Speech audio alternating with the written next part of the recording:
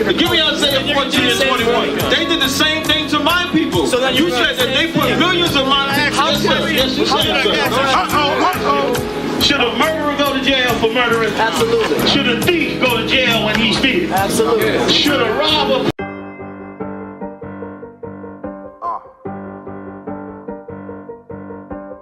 Yeah. On 44 shit, you know what I mean? Busy man.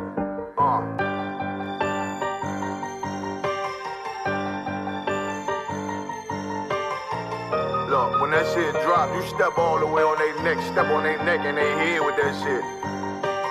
Fine in, I ain't show no mercy, we gon' show them boy what time it is. I pop out like I'm Samuel, I got time to kill. Haters thought I died, I survived. They don't know how I did it, got it out the mud, straight to glory. They don't know how I feel, he nice but he don't show them skills, how I show them skills. He ride but he don't work the wheel, how I work the wheel. They mad, I'm too solid, circle tight, yeah, vacuum seal. No, they want my life, I ain't worried, I got rank for real. I got real soldiers, kill for me, nigga, watch yourself. They say you been in beast mode lately, you is not yourself. When you dropping that fire, precious marriage, they inquiring. They can't stop what's coming, but I see them conspiring. Cross the line, them firing. This bitch here, finna break the spin. No kindness, I don't trust you, circle small. You can keep your features. Me and my niggas don't keep no secrets. In the field like Jeepers Creepers, say they want some smoke, dawg. So I brought these chimney sweeps. Coming like we coming, you can't even cap. These niggas don't run it like we run it, bitch, don't even start. Bitch, I'm with my niggas till the end, till them do us part. So if you wanna leave, you can leave, bitch. Bless your heart, fine in. I ain't show no mercy, we gon' show them boy what time it is. I pop out like I'm Samuel,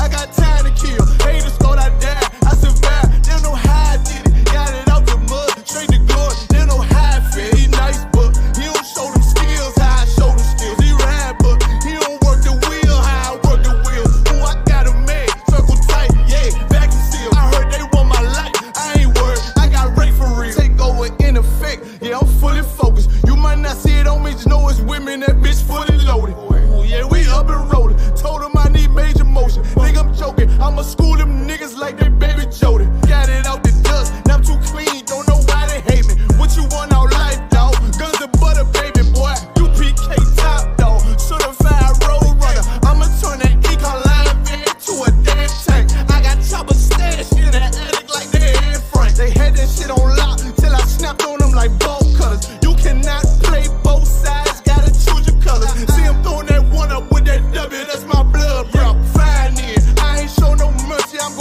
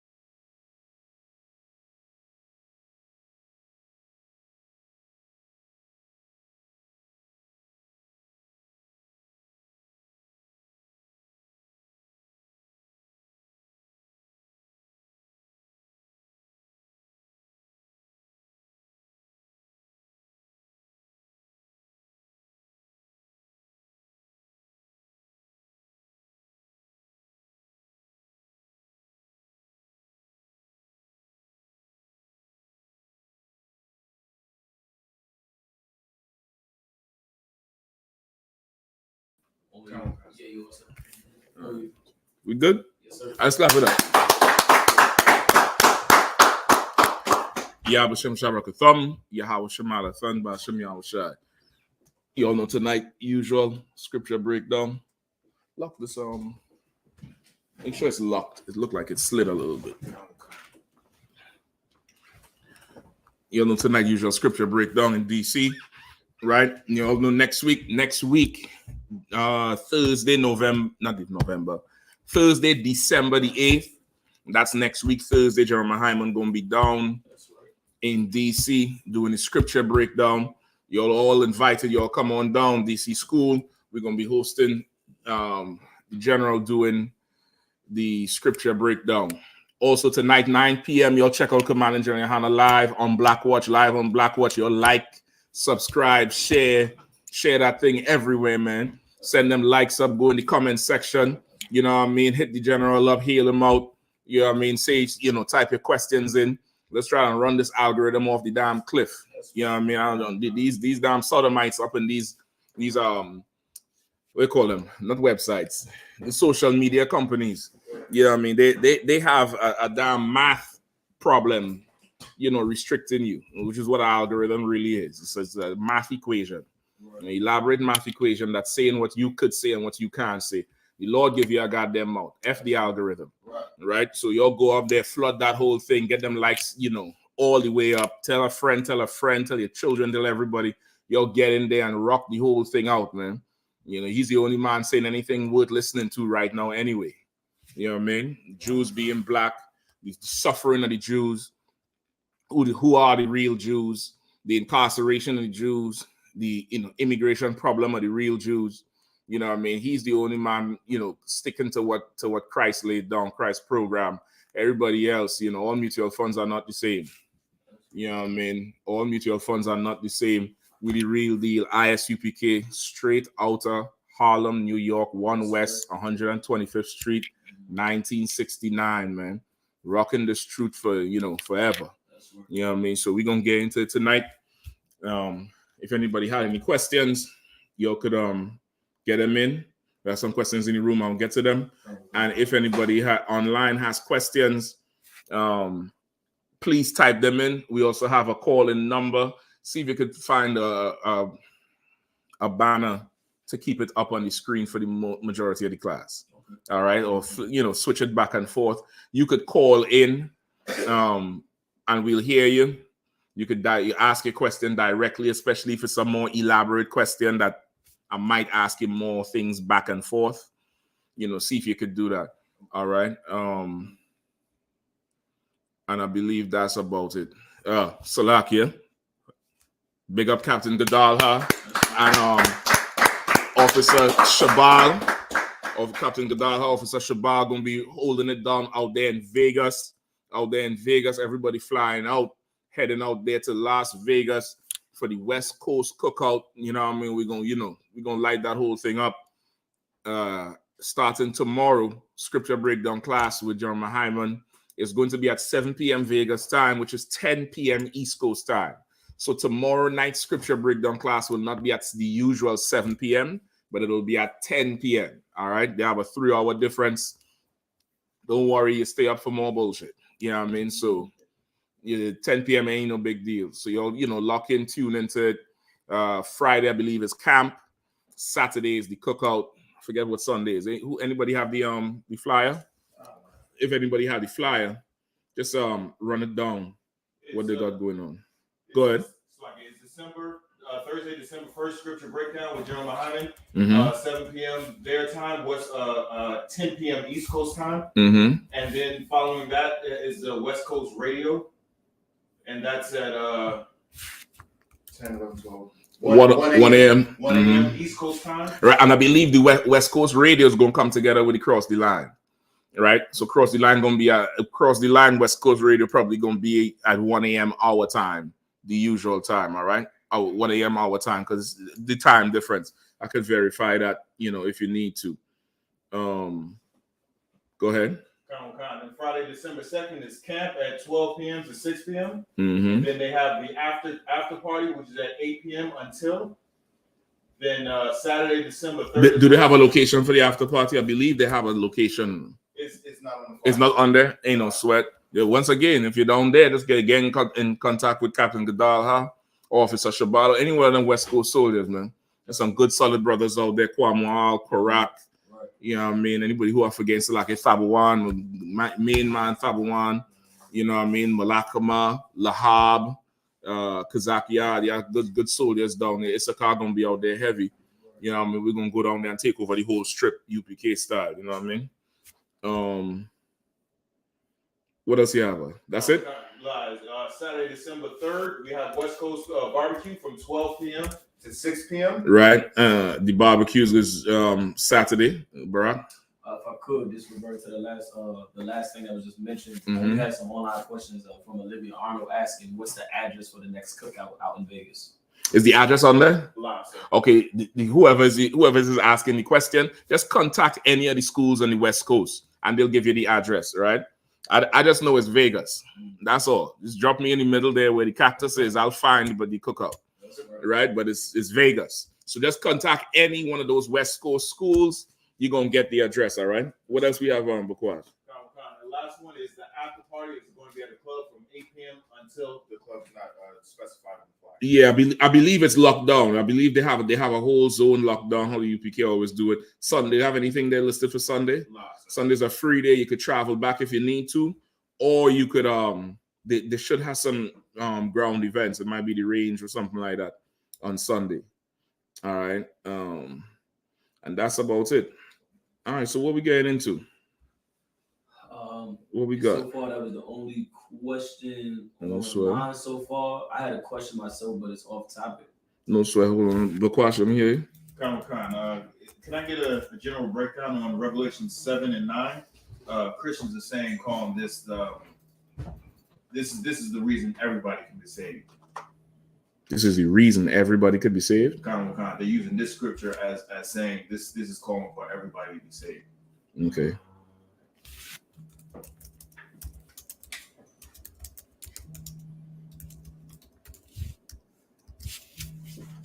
Hold on one second.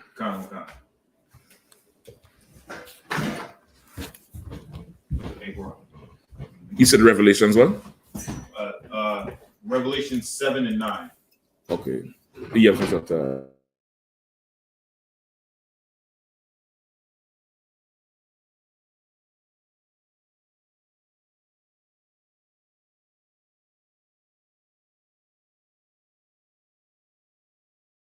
Okay.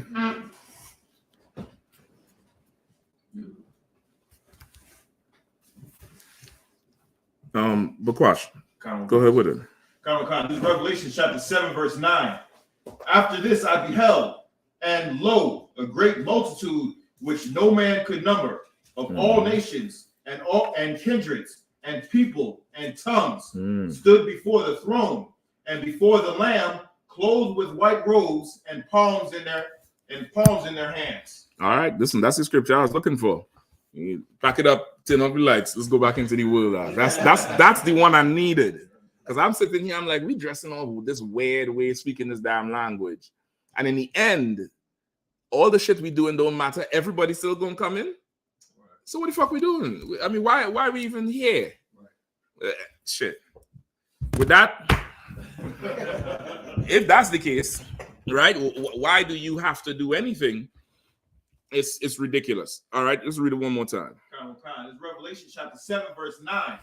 After this I beheld, and lo, a great multitude, which no man could number, of all nations and kindreds and people and tongues, stood before the throne and before the Lamb, clothed with white robes and palms in their hands.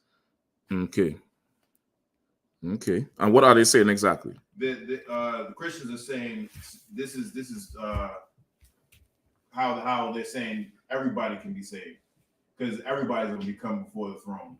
Okay. And everybody, all people, all nations, all languages are going to come before the throne, and they're going to be worshiping the Most High, and they're going to be saved.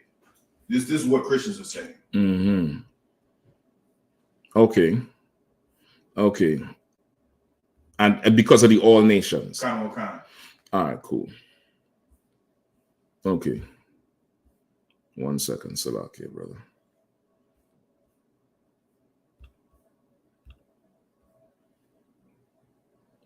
Okay. All right. Read it one more time again. Revelation chapter 7, verse 9. After this I beheld, and lo, a great multitude, which no man could number, of all nations and kindreds and people and tongues, stood before the throne and before the Lamb, clothed with white robes and palms in their hands. And palms in their hands. And white robes and palms in their hand, clothed with everybody. Okay, give me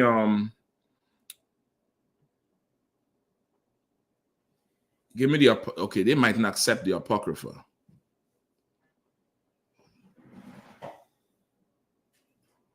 Go ahead, Shapat. If I may precept. Let me hear you. The book of Ezekiel, chapter 37, verse 22. And I will make them one nation in the land upon the mountains of Israel. And one king shall be king to them all, and they shall be no more two nations, neither shall they be divided into two kingdoms anymore at all. That's not good enough, because it says two kingdoms, two nations, but here it says of all nations. And they're going to say that's the Old Testament. Remember, he's saying as a Christian he battled. Where is it? 12 and 9? 7 and 9? Okay. You got to cut them right here in the New Testament. All right? Okay. So this is where we're going.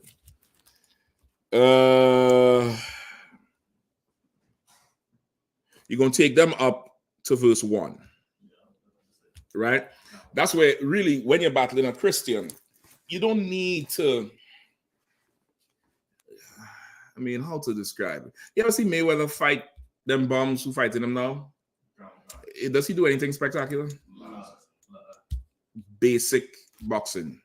1 foot in the tire, jab, and spin. That's it. You win the fight. When you're battling a Christian, brother, you don't need to do nothing elaborate. Nothing.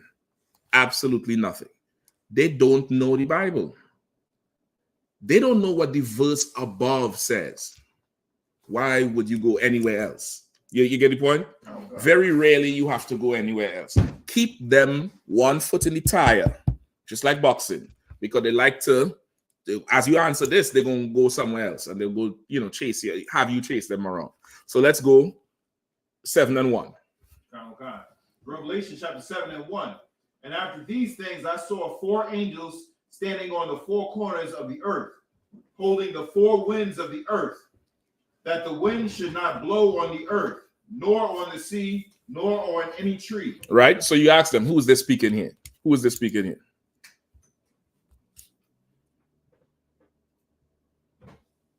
This is John the Revelator. This is John the Revelator. So you ask them that first. Who is speaking here? Some of them will know, some of them may not know. If they don't know, of course, now you know you have them. You don't even know who talking here.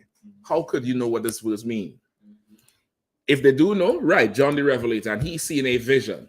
And in this vision, this is what he's seeing. Read on. Verse 2. And I saw another angel ascending from the east. Hold on. Just have a quick question. Verse 1. Just for my want to know about the holding the 4 winds. No sweat. Read it again. And after these things, I saw 4 angels standing on the 4 corners of the earth, holding the 4 winds of the earth, and that the wind should not blow on the earth, nor on the sea, nor on any tree. The winds here represent destruction, right? So just imagine like a hurricane, and an angel is holding back the winds like a wall, but the wind is plagues and war and famine and murder and disease, and it's destruction. It's volcanoes and earthquakes, and they're holding back the 4 winds in the Bible, similar to the 4 corners of the earth, but it's not literally 4 corners. And flat earthers use that to say, yeah, how could a circle have 4 corners or sphere? But it's old English talk for 70 times 7. It's not literal, but that was a sort of number of a lot or enough, like 7 days. It took a long time. So when they say 4 corners, just saying all around the earth, north, south, east, west. 4. You get the point? All the 4 corners encompassing the whole earth, they holding back destruction to not hurt anything yet, right? The precept you want for this is where hurt none of them till the 144 is sealed in their forehead. That's what you want for this one right here. It might be right here too, right? Keep reading them. You understand now? Yes, go ahead. Verse 2. And I saw another angel ascending from the east, having the seal of the living God. And he cried with a loud voice to the 4 angels. What's the seal of the living God? That's what you'd ask a Christian. What's the seal of the living God? Is it the truth? What's this? That's the seal of the living God. Right? Your precept is in the Apocrypha. For your understanding, they ain't going to accept that. But that's the seal, where they say the heathens took our holy seal and defamed it. That's what the Jewish man did. That's our shield he has, and he done polluted it. That's in the Apocrypha. The holy seal. A seal is something you would put on a letter, right? And you close the letter down, you melt the hot wax, you put the wax there, and you take the ring. You take your ring or a stamp that's embossed with the same thing, and you seal it. So now your messenger, he can't open it because the seal would be broken. And then you take it to whoever, and everybody know, okay, this seal came from this king. Now this angel is coming bearing the seal of the living power. What's his seal, his symbol? Is this, right? Go ahead. And he cried with a loud voice. And he cried with a loud voice to the 4 angels, to whom it was given to hurt the earth and the sea. Verse 3, saying, hurt not the earth, neither the sea, nor the trees, till we have sealed the servants of our God in their foreheads. You understand? So that's really what it is. Like, this world is going through hell right now. It's not as much hell as would happen if that 144,000 was sealed. That's how you know the Christians don't have it. Muslims don't have it. This is the 144,000 is being built right now. And you still can't count it. That's in Thessalonians, I believe. Because some of that 144,000 is where? Dead in the grave. That they're coming out the grave. You get the point? So this is what's going on. This is the whole backdrop. And you're asking the Christian this, right? Because it's leading up to verse 9. All right, go ahead. Verse 4. And I heard the number now remember, the ones who sealed in their foreheads is that multitude in white that he talking about. That's the one who's going to gather before the Lord. A multitude out of all nations, right? So let's see who this multitude is. Go ahead. Verse 4. And I heard the number of them which were sealed, and there were sealed 144,000 of all the tribes of the children of Israel. Of who?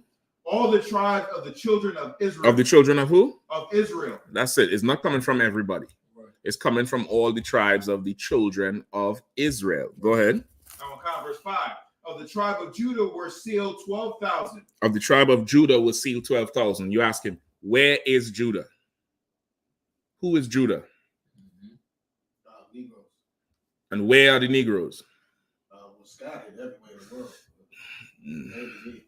The Negroes are in North America. They're in the nation of America.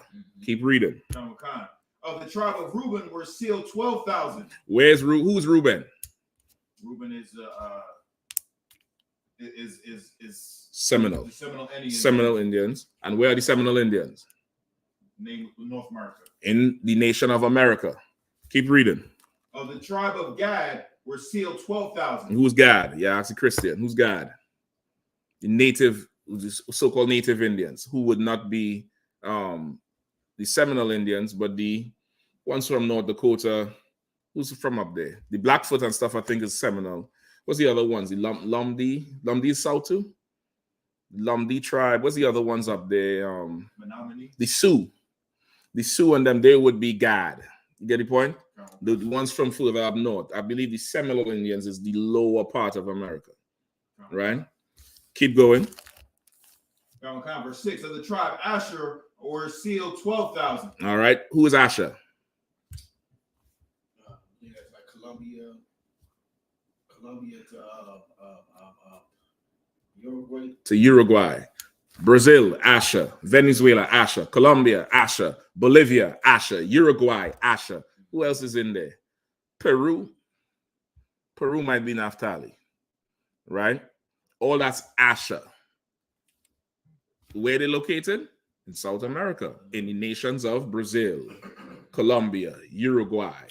Let's keep going. What verse we at? 6. Keep reading on. Of the tribe of Naphtali. Naphtali. Were sealed 12,000. Of the tribe Manasseh. Right, who's Naphtali? That's South America. Peru to Argentina. Argentina to Chile. So is Argentina, Chile, and I believe Peru that sits right on top of them, because Argentina and Chile really is that south peninsula. It's like split in half, right? I think the Andes split them in half, if I'm not mistaken, right? And they are in South America and they have their nation, right? But there's Israelites in that nation, right? Keep going. Of the tribe of Manasseh were sealed 12,000. Who's Manasseh? Cuba. The Cubans today, right? And where they're located? In an island called Cuba. It used to be called Havana, right? Those native people there are the tribe of Manasseh. And you just run it all the way down. Zebulun, Levi, Joseph, Benjamin, all the way down, right? And they were all 12,000 from each tribe. That's what makes up the 144,000, right? So he said, don't harm the earth until we seal the Lord's servant. And who is the Lord's servant? We say, I heard the number of them which were sealed was 144,000 of Judah, of who's he say after? Reuben, of Gad, Ephraim, this one. So he's describing who's getting sealed.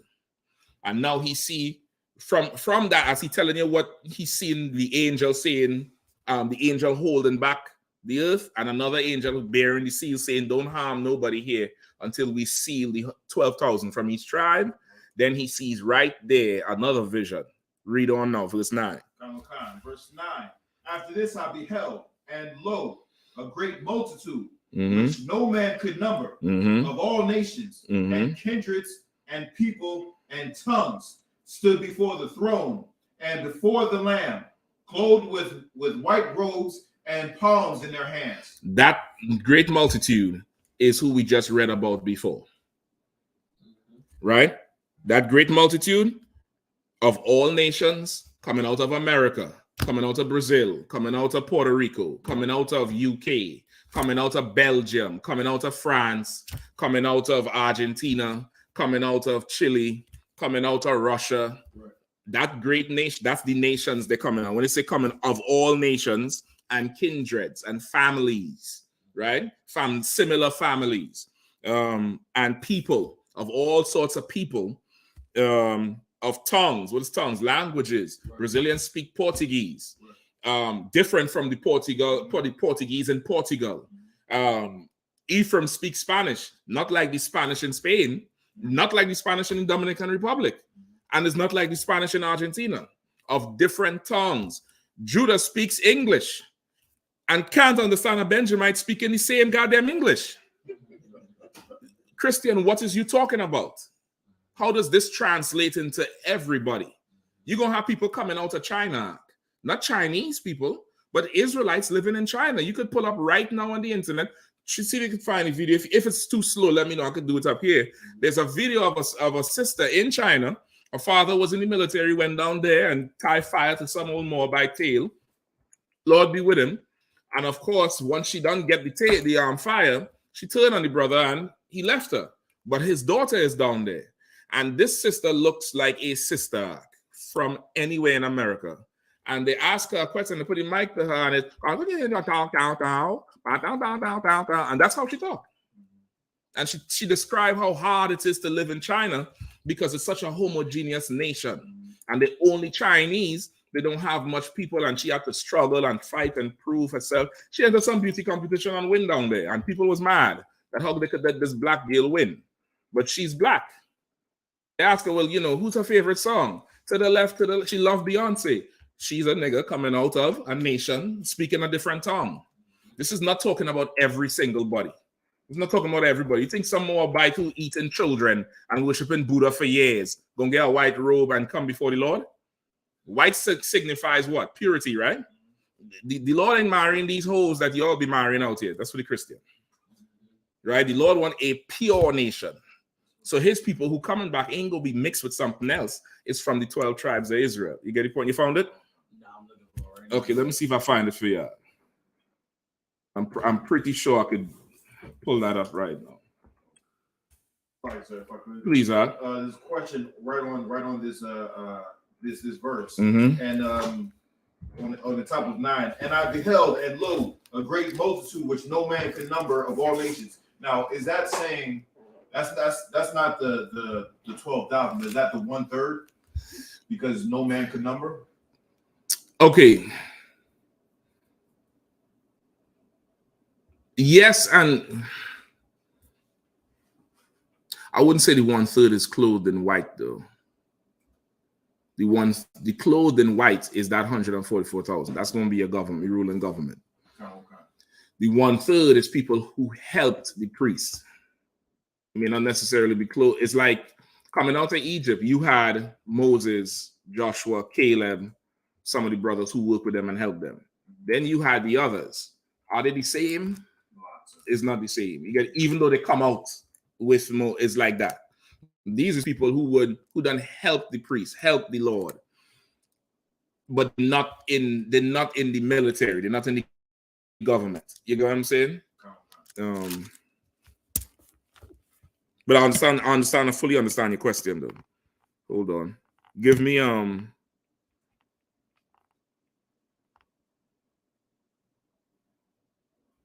2 Corinthians 11:2.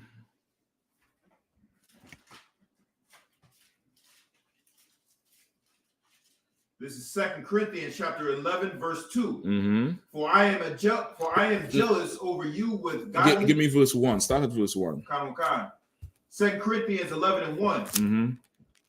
Would to God ye could be would to God ye could bear with me a little in my folly, Mm-hmm. and indeed bear with me. Mm-hmm. Meaning, like, okay, he's telling them, y'all indulge me for a little while. What I'm about to say, y'all gonna have to, you gotta bear with me for a little while.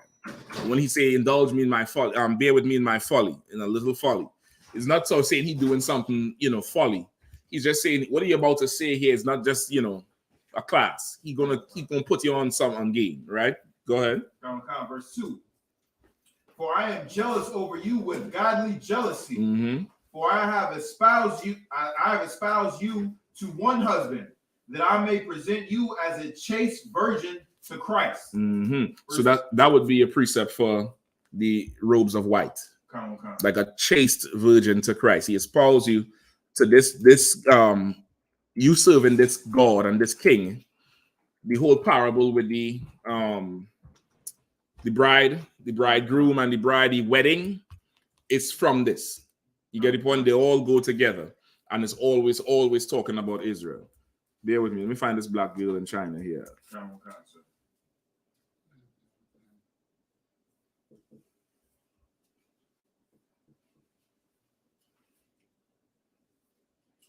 God damn, they have a ton of videos with these Hamites down there. I see why Barack couldn't find this shit. If I could. Mm-hmm.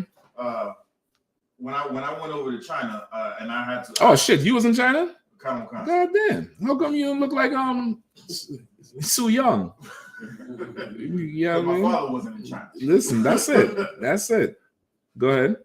So when I went over there, I had to wait for the people who was coming to pick me up, and as I'm waiting there, I'm on my phone just trying to get in contact with my contact, my point of contacts, and I see this Moabite man just walk up, like in my peripheral. He just walk up to me, and then he just stands in front of me, and he's looking, looks me up and down, like straight up, like, and then he spit on the ground, and then walked away. And then that's when I looked up, and then as he was walking, he like, yeah, I'm looking at you, and what? Yeah, he Alright. trying to make sure you understand that, nigga, you in China. Concert, yeah. You in China, and down here we'll whoop your ass. That's what he trying to tell you. He trying to make you feel uncomfortable. But once again, they have a very homogeneous society. Can't find the thing in Barack. I really cannot find the video now. There's a ton of them with these Hamites down there. I mean, being black in China. Look up that. Look up being black in China. I see 120-minute video that says what it's like being black in China in 2021. But it's a 20-minute video. Nah. This they have like this one is exclusive to this girl. Hold on. Checking the DC chat. Matter y'all just put that's it. Black Chinese girl, China idol. So what a matter y'all?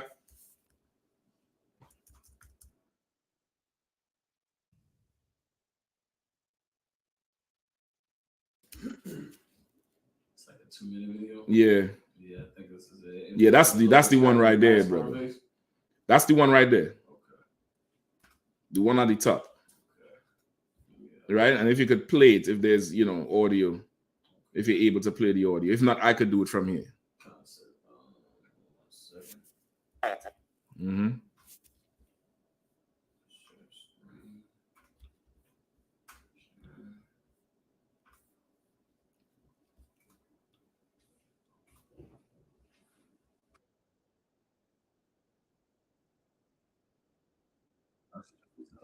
I could do it from here, if it's taking too long. I don't need to move on. It's already up? Yeah. No sweat. You don't know if the audio is playing. Yeah, I'm about to check the YouTube. Okay, if you are able to hear the video that's playing, just put a 1 in. Right? But this girl here, she is a sister. She would more than likely be a so-called Judite. She look just like a sister. Brother, she a weave on. You see her there? That's a wig or weave. That's I didn't think that's a lace front, but that's something. That ain't her real hair. Right? And this is her baby pictures. You know what I mean? Look at her. Look at this girl here. Just pause it right there. Pause it right there. Well, maybe before, where she's in the red and white thing with the pink. Brother, if you take the volume off of that, you will not know that that's, she's, a Moabite-ish. You would not know she's speaking Chinese. You would think this is a sister from, I don't know, what she look like. That look like, Texas. That had a Texas look on it. I don't know. What do y'all say? I didn't think that's, I can't say that's DC. Which one you have? What you have up now? Okay, yeah. She looked like a sister from anywhere America, right? Anywhere America, just talking. But when she start talking, it's Chinese coming out. Go ahead. So could you play the video? I just checked that I don't hear audio on there. You don't hear the audio? No sweat. Just take the screen review. Yeah, I'm trying to pull it here now. Hold on. Oh god. Right, but y'all get my point, right? Oh, hopefully this didn't take too long.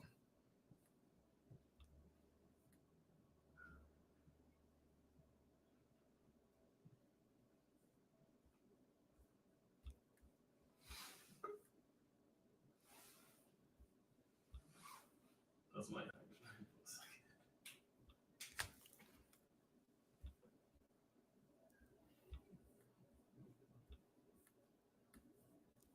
Chinese so well?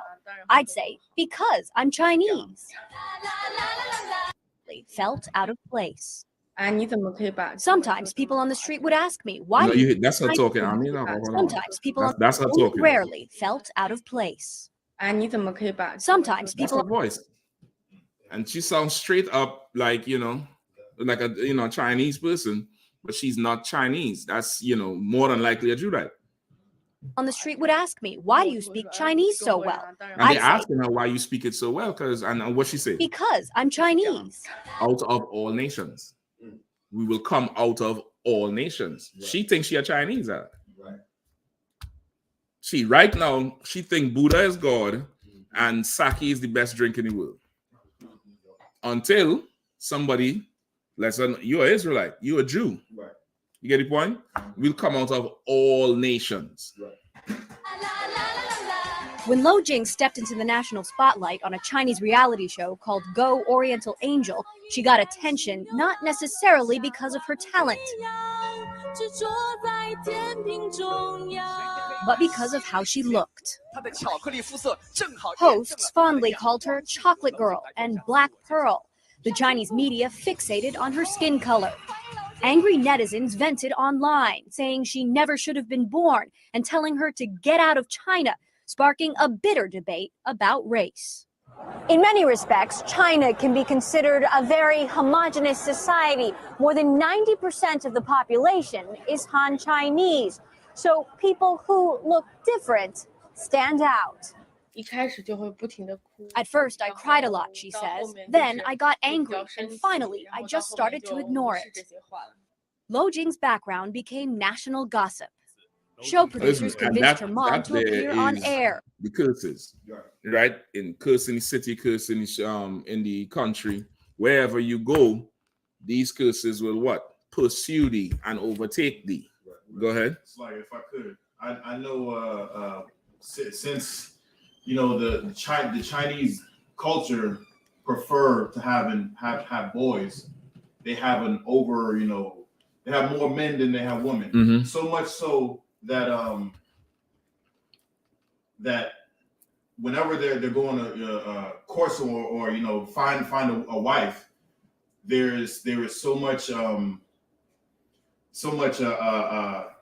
competition that you have to be at a certain status, and you have to present this to the female family in order to get chosen. You have to have X amount of education, X amount of background, and then they're not even considering this one when there's such a shortage. I'm glad they ain't considering her. Shit, she might see this video and call the school and say, "Which one of you soldiers coming down here to rescue me from the great grand dragon tiger?"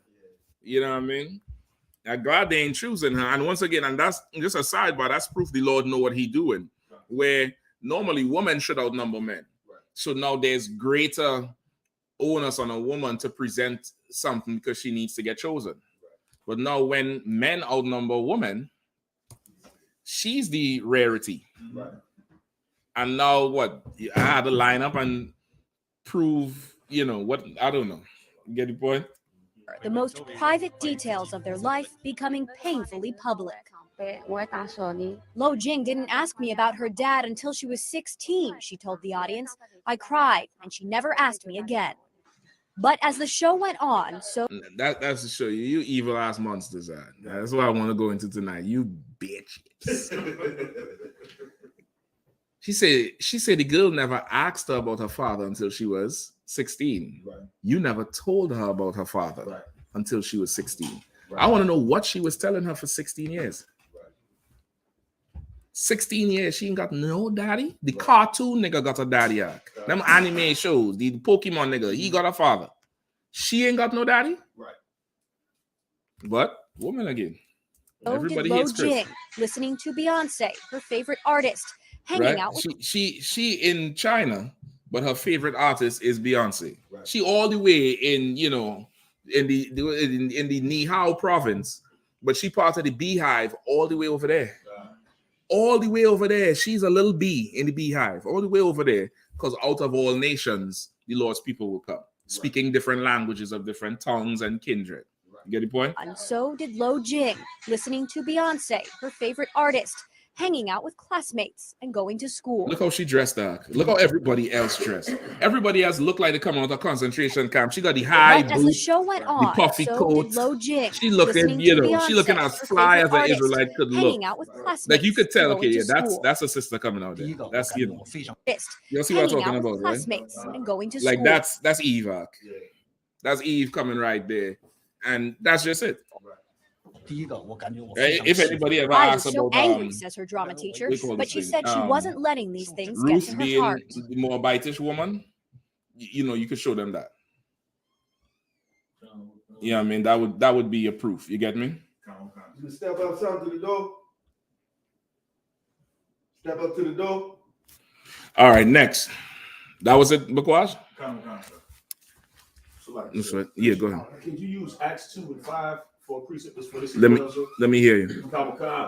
And there were dwelling at Jerusalem Jews, devout men out of every nation under heaven. Mm-hmm. Read it one more time. Acts chapter 2, verse 5. And there were dwelling at Jerusalem Jews, devout men out of every nation under heaven. Yes. Yes. You could use that. That's a direct precept for you. Bukwash, Revelation 7 and 9. Right? Jews, go ahead. No, I was gonna say, what verse was this? That's like Acts 2 and 5.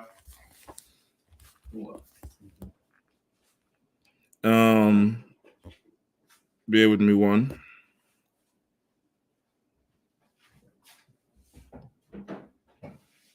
Right, and of course, once you're done here, then you could go to the Apocrypha, because you don't prove it here in the New Testament. This, the one in Acts, them two, you're good to go. The one in the Apocrypha, give it to me. About the seal, sir? Not the seal. The great multitude. And a man stood. Give me 2nd Ezra chapter 2 and verse 42.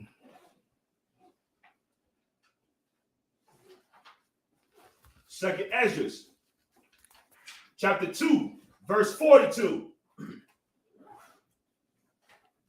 I, Esdras, saw upon the Mount Zion a great people, whom I could not number, and they all praised the Lord with songs. And in the midst of them there was a young man of a high stature, taller than the rest, and upon every one of their heads he set crowns. Right, so because that would be a proof that the multitude is the 144,000, because he set crowns on their head. Right, go ahead. He set crowns and was more exalted, which I marvel at greatly. So I asked the angel and said, Sir, what are these? He answered and said unto me, These be they that have put off the mortal clothing and put on the immortal, and have confessed the name of God.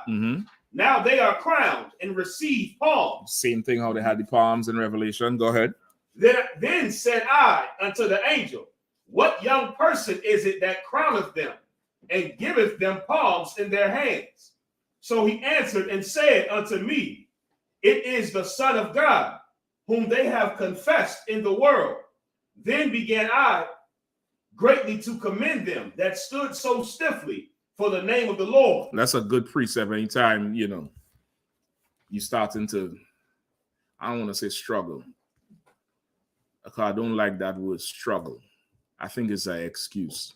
Anytime you're starting to forget, that's really what it is. You done forgotten, so now you're struggling. These are them that stood stiffly. Read that part again. He said, then I began to commend, greatly commend. Go ahead. Then began I greatly to commend them that stood so stiffly for the name of the Lord. What does that mean? To stand so stiffly for the name of the Lord. Like when they're rooted and can't be moved. They can't be moved. They can't be. Describe it another way. You're right, though. So would it be like hard-headed in the truth? I'll take that. Anybody else? Go ahead. Rigid. Rigid, as opposed to being what?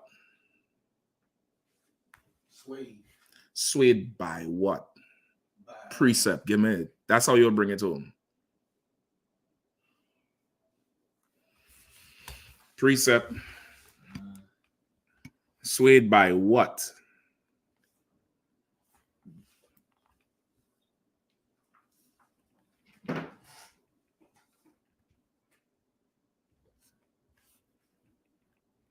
Come on. Who have it? Could you use like trying to find it's like the precept with the parable of the sower? There's one more direct. Come on. 3 seconds. Spoil, 2. At least any man spoil you with philosophy or vain deceit. You close. Not that one though. 1. In Ephesians 4 and 14. Ephesians chapter 4, verse 14. That we henceforth be no more children, tossed to and fro. These are them that take off the mortal clothing and put on the immortal. We are no longer children, tossed to and fro. tossed over here and tossed back over here, swaying in the wind. Go ahead. And carried about with every wind of doctrine. Every wind of doctrine. That's people in the world. And people in the world, they come to the camp. Yeah, I know that. You know, I used to be a Moor. And then somehow, I used to be a Muslim. Assalamu alaikum. Yeah, well, I believe in the Bible. Yeah, the rest of it, they just tossed because they don't stand stiffly for something. They ain't, as you say, hard-headed in the truth. They're not that. It's too extreme for them. It's too extreme. But those people who he saw on that mountain, those are them that stood stiffly for the truth. This is what it is, and that's that. There's no compromise in that thing. You understand? We're not that. We're not purple. We don't tell people, you know, go hide and send me money. I don't understand that shit. Like who is that's your genie? That got to be some kind of magic trick. Like, yeah, go ahead and hide. Just send me the cash. Nigga, I would much rather have you at camp. I would much rather you come out the closet and stop hiding. Hint, hint, pun intended. I'm meant to call you a faggot. That's what I'm meant to call you. The homosexuals don't hide. But he telling them go hide to say they're the real Jews? Imagine that. Imagine the homos don't hide no more. They're coming out the closet ark. They go into the kindergarten school naked and full of rainbows. And you telling a grown-ass man who find out he's a real Jew and excited to do it in secret? What else is your faggot purple ass doing in secret? Huh? Nasty Nate with the tranny in Arizona? You think we forgot? Huh? Go ahead. Just like you're saying, they're doing stuff out in the open. The whole scandal of Balenciaga and Adidas, how they're doing child pornography and all this other stuff. It's out in the open. They were advertising this stuff. Brother, don't nobody hide about nothing no more. There's that day is gone. There was a day where, you know, the mafia people hiding, you know, the Albanians hiding, the Arab hiding. Now everybody's just out, you know, this is who I am and you gotta accept me. But you gonna tell somebody go and hide. You don't stand stiffly for the Lord. And you don't want a brother to get a crown? Like, come on now. You telling him go hide? Shit. Listen, I have a fault. I try to force forces on everybody's head and get checked for it after. I'm shocked. Why you care about this nigga so much? You get the point? These are them that stood stiffly for the Lord, so you could go there after. But if it's a Christian battling you on that particular verse, I would stay right there and just grind him into who is this? Who is Judah? Who is this? Who is Ephraim? Where are they? You get the point? As a nation, our people identify themselves with the flag. Right? I.S.U.P.K with the La Raza, the Viva La Raza with the flag. Everything is the flag. Jamaicans, forget about it with that flag. Guyanese, the flag. Ephraim, the flag. They Boricua. All those Compoyo, they identify with that nation. And out of that, you're going to get Joseph. You get the point? Out of that, you're going to get, you know, the Benjamites. Out of that, you're going to get Asher. You're going to get this one. You're going to get that one. That's what that scripture is talking about. This is not an all-inclusive. You get the point? This is not. And tell the Christian this too. Is everybody invited to your Thanksgiving dinner? Do they open the door for everybody to come in? Do they? No. If you show up, what they say? And then they say, wait right there. Hey, anybody know this Bama? Hey, call Vincent. He always hanging out with the strays.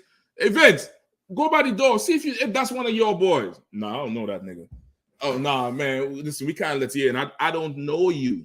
Right. So if you could reject people, why God have to accept everybody? You better than God? Right. These Christians are dumb. But that's where I would go and run it down with them, all right? Go ahead. That was it? The concert. Okay, no sweat. I do have another question if I could. It's a scripture in Revelations 9:4, and it's talking about don't hurt the tree or any green thing. It's talking about Israel. Is that a I'm not gonna say that, but is that similar to when we were in Egypt and Egypt got the plagues and we weren't harmed by that? No, don't go that deep with it. Once again, be simple. Any green thing is referring to something with life that grows. Think the Valley of Dry Bones, and now they're living again. Just think how you are when you come into the truth. Right. You get new life. You don't walk heavy no more. You ain't, you want to tell everybody about the truth. You have youth again. Just think like that. Like the green thing is talking about those in the truth.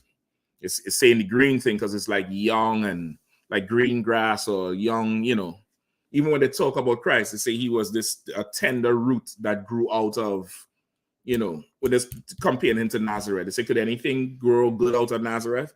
And he came forth as a young, tender plant. That's in the Bible. It's comparing that this thing has life, right? I understand what you're saying with Egypt. I wouldn't go that far. I would just break it down right there, right? You good to go? Okay. Anything else? I had a question that was on top. Go ahead. I just want a quick breakdown on the Lucifer in the Bible. Just a refresher on it. I believe it's in Isaiah 14:12. Let's grab the scripture right first. This is in general breakdown of Lucifer. Mm-hmm.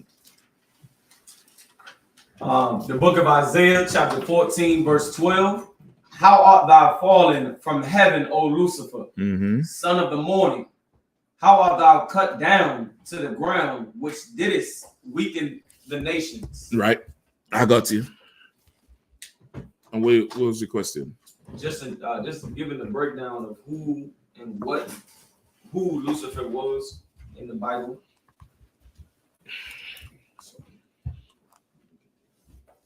Okay. You ready for Chicago? No sweat. Hey, Bukwash, do me a favor. Hand me that black is the black extension cord right there? No, it's right here. Could it reach? It don't have to reach all the way, but just to plug it don't have to get all the way. You need it? No. You sure? No. All right, no sweat. That's all right, Doc. Just give me. So what? I think it might be plugged into one that's not working. No, it is. It's good. Just YouTube. Just YouTube. All right. Okay, so you in Isaiah 14, right? 14. Okay.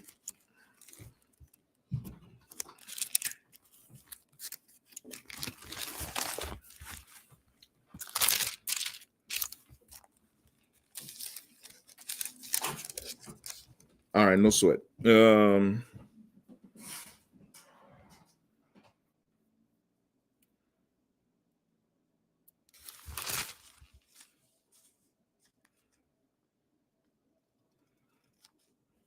Okay, let's go. Come. The book of Isaiah, chapter 14, verse 12. How art thou fallen from heaven, O Lucifer, son of the morning? Right. Okay, so Lucky, read verse 4. Verse Isaiah, chapter 14, verse 4. That thou shalt No, so Lucky, hold on. Not verse 4. Yeah, verse 4. Verse 4. That thou shalt take up this proverb against the king of Babylon and say, how hath the oppressor ceased? The golden city ceased. All right. So now this what you're reading here is a proverb against the king of Babylon. Right? This golden city, and it calls him the what? Still like the king of Babylon, the oppressor. It calls him the oppressor. This is a proverb against the oppressor, a prophecy against the oppressor, a statement against the oppressor, the king of Babylon. Who is Babylon? America. Right. The king of Babylon, right? So that's where your mind is now. So we're talking about who? A man. All right, now let's get verse 12. Verse 12. How art thou fallen from heaven, O Lucifer, son of the morning? How art thou cut down to the ground, which didst weaken the nations? Right. How art thou fallen from heaven, O Lucifer? Right. Who is Lucifer? You know, look up Where you had to look up for that? Okay, I'm not sure which context you're gonna find it, but Lucifer is the name of actual star, right? So when they say how hast thou fallen from heaven, or Lucifer, this is talking about somebody. It's a metaphor, or it's written to give you the vision of somebody who is idolized and here and has fallen from their position. You get the point? Fallen from their position. Go ahead. Come. O son of the morning. Son of the morning. How art thou cut down to the ground, which didst weaken the nation? Right. O Lucifer, like a star. I believe it's, look it up and see. Go ahead, Kazak. Come, sir. In the Hebrew, it's I'm not sure I'm saying it right. Halayah, whatever. It means light bearer or shining one, morning star, sir. Right, the morning star, light bearer, shining one. Go ahead. So in verse 4, the person that the scripture is referring to, their name is not Lucifer. Is this a comparison? Okay, we call him Lucifer, like we say he's a beast. That's it. Like you say, hey, damn, he a beast. But it's not a particular man, like no, it's not a particular. It's not Damien Omen. You get the point? But it is a man. Okay, you right? Go ahead. So would it be like a spirit of the spirit of Lucifer? No, we'll get it. It's not a spirit. Don't think anything spiritual. This is real, actual flesh and blood. Go ahead. So too, which also brings me to another part of the question. So the man and the oppressor, that connects to this being the devil, and the Bible speaks of that whole. That's where we going. But does Lucifer, the term Lucifer, have any connection to how Christians try to say Lucifer is this devil with horns? In short, Lucifer is the white man. In short, I'm getting the breakdown now to prove it. But in short, okay, Lucifer is the oppressor. That's the best way to put it, because somebody will say, you say the white man, you're racist. Lucifer is the oppressor. How do I know? This is a proverb against the king of Babylon, the oppressor. He is the oppressor. And what is the state of the oppressor? High up, like a star, shining everywhere. He is the Egyptian and Moses. He's the last samurai. He's the Martian. He is RoboCop. He's Superman. He is Rabbit in 8 Mile. He is, like, just think about every movie you've ever seen. He is that Captain America is a perfect one, brother. And that brother, I mean, he already got peace with being a slave. But that Anthony Mackie, he's a lackey to that Captain America for the whole show. The whole thing, Captain America is so great, and he's this, that, the other. And he's just second tier Captain America. Who is the star of the show? Who is the lead? Who is the star? Lucifer, son of the morning star. That's him, the oppressor, right? So read after son of the morning, meaning just think like firstborn. What happens in the morning? How you know it's morning? The sun rising. Think the firstborn of the morning, of that light. He's the first, and that's life. You turn on the TV as the sun coming up. Who on the TV telling you about the news? A white man, slack, yeah? The oppressor. The oppressor is right there, first thing in the morning, in your face, telling you about it. You get the point? That's him. That's Lucifer. Right? Go ahead. How art thou cut down to the ground, which didst weaken the nation? You say, how are you cut down to the ground, which didst weaken the nations? Right?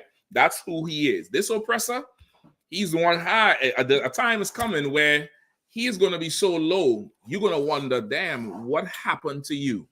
How did you fall?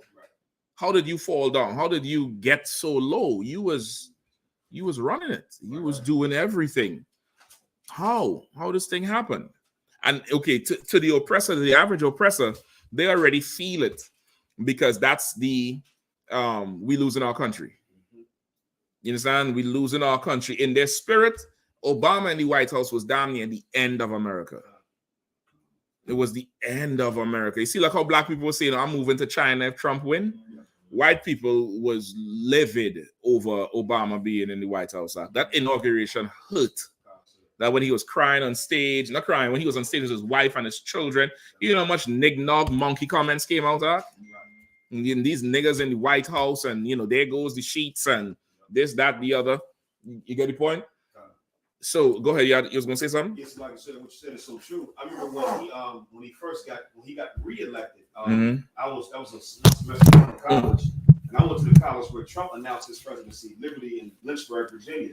And I remember Lynchburg. I don't know how a nigga feels safe even going there. I could hardly drive through West Virginia. I don't like that part where it's only them tall pine ass trees and there's no lights. If you're driving at night, the only lights on the road is your headlights. If you break down, brother, you just lock the doors and stay in that. I don't like that part. And welcome to Lynchburg. And something just feels like I should just get out, take my shoes off, and run like a slave. It just feels like that to me. Like I should have, we's getting out of here. That shit, bro. Y'all always made fun of Virginia names of these cities. Like who named man asses? Okay, it's not pronounced man asses, but I believe those names come from Native Indian chiefs. Chesapeake, Manassas, Potomac, Seattle. I believe those things come from Native Indian chiefs. So I'll forego, that part. But it's it's not man asses. You don't give the LGBTQ an idea. Say, we need a city. Where should we go? Manassas. That sound about right. Go ahead, I remember when he got reelected, and it was literally like 1950s America. It was whites versus blacks.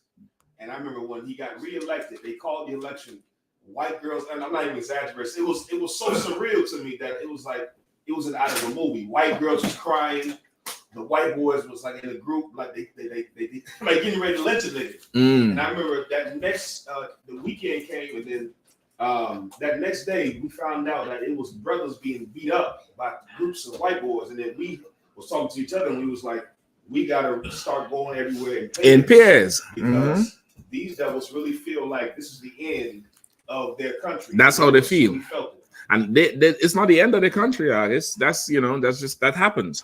But what's coming to this place is going to be something they don't, they don't really like. Something I was watching this morning on the news too, where that same Governor Youngkin in Virginia, he said this, not this morning, I guess he said it yesterday or the day before, but he said we have accepted the fact that next year we're going into a recession. We already know it. We're planning for it. Now, for a governor of a state to just come out and say that shit, I don't think America really understands what's going to happen. Yeah, I mean, because of the TikTok and the Instagram, you're going to be scrolling and your stomach is going to be like, nigga, what's going on? What's up? Your light's going to be out. Go ahead. Hey, Stocky, they damn near said that we're about to go into a depression. Yeah, that's basically it. But they're trying to not panic anybody.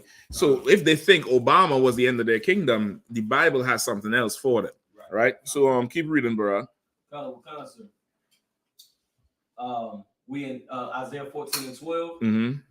How art thou fallen from heaven, O Lucifer, son of the morning? How art thou cut down to the ground, which didst weaken the nations? Right. So what is he saying with which didst weaken the nations, bro? Meaning just been he has been the oppressor. Right. It just said that in a couple of verses above. He is the oppressor. He weakened the nations. Precept. Job 9:24. Somebody pull it real quick. Also, another precept for this, Barack, with Lucifer, the son of the morning, is John 8:44. Somebody pull it. I'll pull it for me, all right? John 8:44. Real quick. And the other one you just said was Job 9:20. But another one, I'm trying to paraphrase it when it said you are the like the author of all mischief to Israel. You could use that too, but I believe in context. I ain't sure if that was talking about a heathen. Okay. You have it? Yes, sir. That's talking Go about ahead. Esau, sir. And if I may, sir. Go ahead. Second Maccabees, chapter 7, verse 31. And thou that hast been the author of all mischief against the Hebrews, shall not escape the hands of God. You could use that too. You could use that, but okay. For the morning star, you want John 8 and 44. Right? Give me John 8 and 44. That would I have it? What about the other one? Anybody has that? Job 9 and 24? I got it, sir. Go ahead, read. Job chapter 9, verse 24. Mm-hmm. The earth is given into the hand of the wicked. Mm-hmm. He covered the faces of the judges thereof. Mm-hmm. If not, where and who is he? Right? You want that, right? The earth is in his hands. He could oppress everybody. He covered the face of the judges thereof. And who does he cover the face of the judges with? His own face. His face, which is why he is the mornings, the son of the morning, O great Lucifer, the bright star. Give me 8 and 44. Go ahead. Chapter 8, verse 44. Let Dawuda grab it. Go ahead. John chapter 8, verse 44. Ye are of your father, the devil, and the lust of your father you will do. He was a murderer from the beginning, Right. and abode not in the truth. Right. And of course, Christ here is cursing on the Sadducees and Pharisees, saying, ye are of your father, the devil, meaning you follow this oppressor. Right. Christ is calling them the devil. That's a precept for Christ calling the white man the devil. Right. And he was a murderer from the beginning. Who was the first murderer? Cain, in the beginning, in Genesis, from the beginning. Go ahead. Please, go ahead. And abode not in the truth. And he abode not in the truth. That's why he's the devil, because he lies. Right? That's why he covered the faces of the judges. He lies. Right? Go ahead. Because there is no truth in him. Go ahead. When he speaketh a lie, he speaketh of his own. And when he speaketh a lie, he speaketh of his own, of himself. Everything he tells you is a lie. This devil is lying. Any more on that? For he is a liar and the father of it. He's a liar and the father of all lies. So, of course, the father of all lies is Lucifer, our oppressor. He's the devil, right? That's who Lucifer is in a nutshell, right? Okay, you want the other two? That's the why. That's the why right there, sir. No sweat. And of course, the other two verses, it tells you where he'll ascend above into the stars. He'll sit among the congregation in Israel. Verse 16 is what you really want, right? Read verse 16 for me to finish it off. Job 8 and 16? No, Isaiah 14. Okay. Where you was that? Isaiah chapter 14, verse 16. They that see thee shall nearly look upon thee and consider thee, saying, is this the man that made the earth to tremble? Is this the who? Is this the man that made the earth to tremble? Is this the man? The what? Man. And did it say spirit? Man. Right? It's not a spirit. Lucifer is not a spirit. Lucifer is not a vibe. Lucifer is a man. Right? And that's what's going to happen once he's cut down, once he's brought low.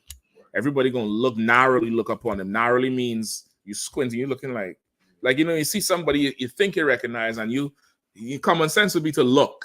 With Israel, like if this should do something, I don't know. Maybe it do. But Israel is like, is that? Nah, that ain't him. You talk to your friend with your eyes open. Is that so and so? Go ahead. It's like, sir, in conclusion with the breakdown, every time I was breaking it down to somebody, I would always use 21 as well to show not even just a man, he was a whole people. I just need them to know it's a man. Come. Right, that's the breakdown I got. Come. That's it, just to go straight, well, this is a man. Go ahead. It's stopped, sir. So when it says that everyone is going to know, does this mean just literally like just us, or people want to know that this is the man that? Say that part again. Is it going to be just us that knows, or will it be like everyone will know? Well, what does it say here? What did it say in verse 16? You have it?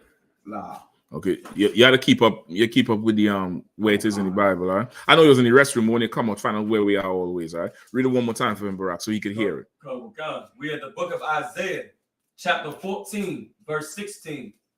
They that see thee shall narrowly look upon thee and consider thee, saying. Did it say Israelites will see him?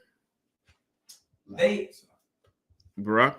They that see thee. So now they that see thee, everybody who could see him.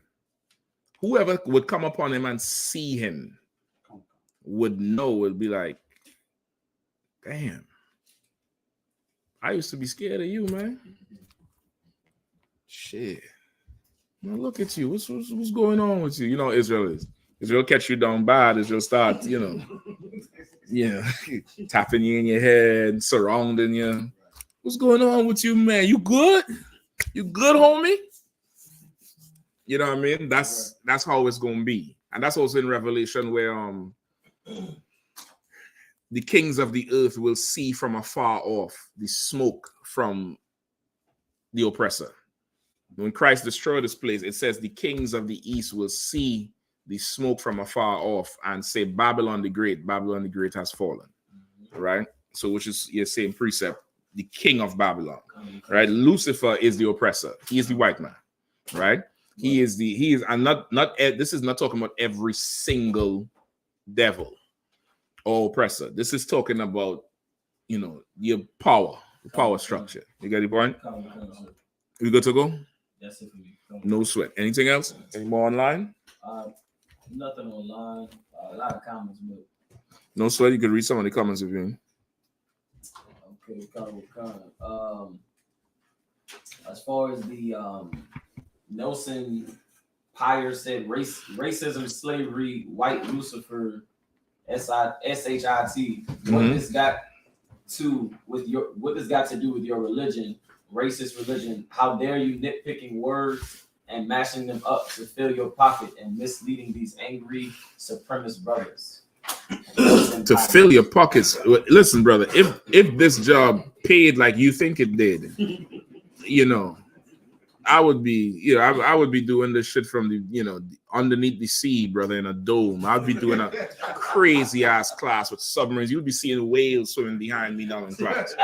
If this is to fill my pockets, maybe is right? I can't tell. It looked like you gotta no.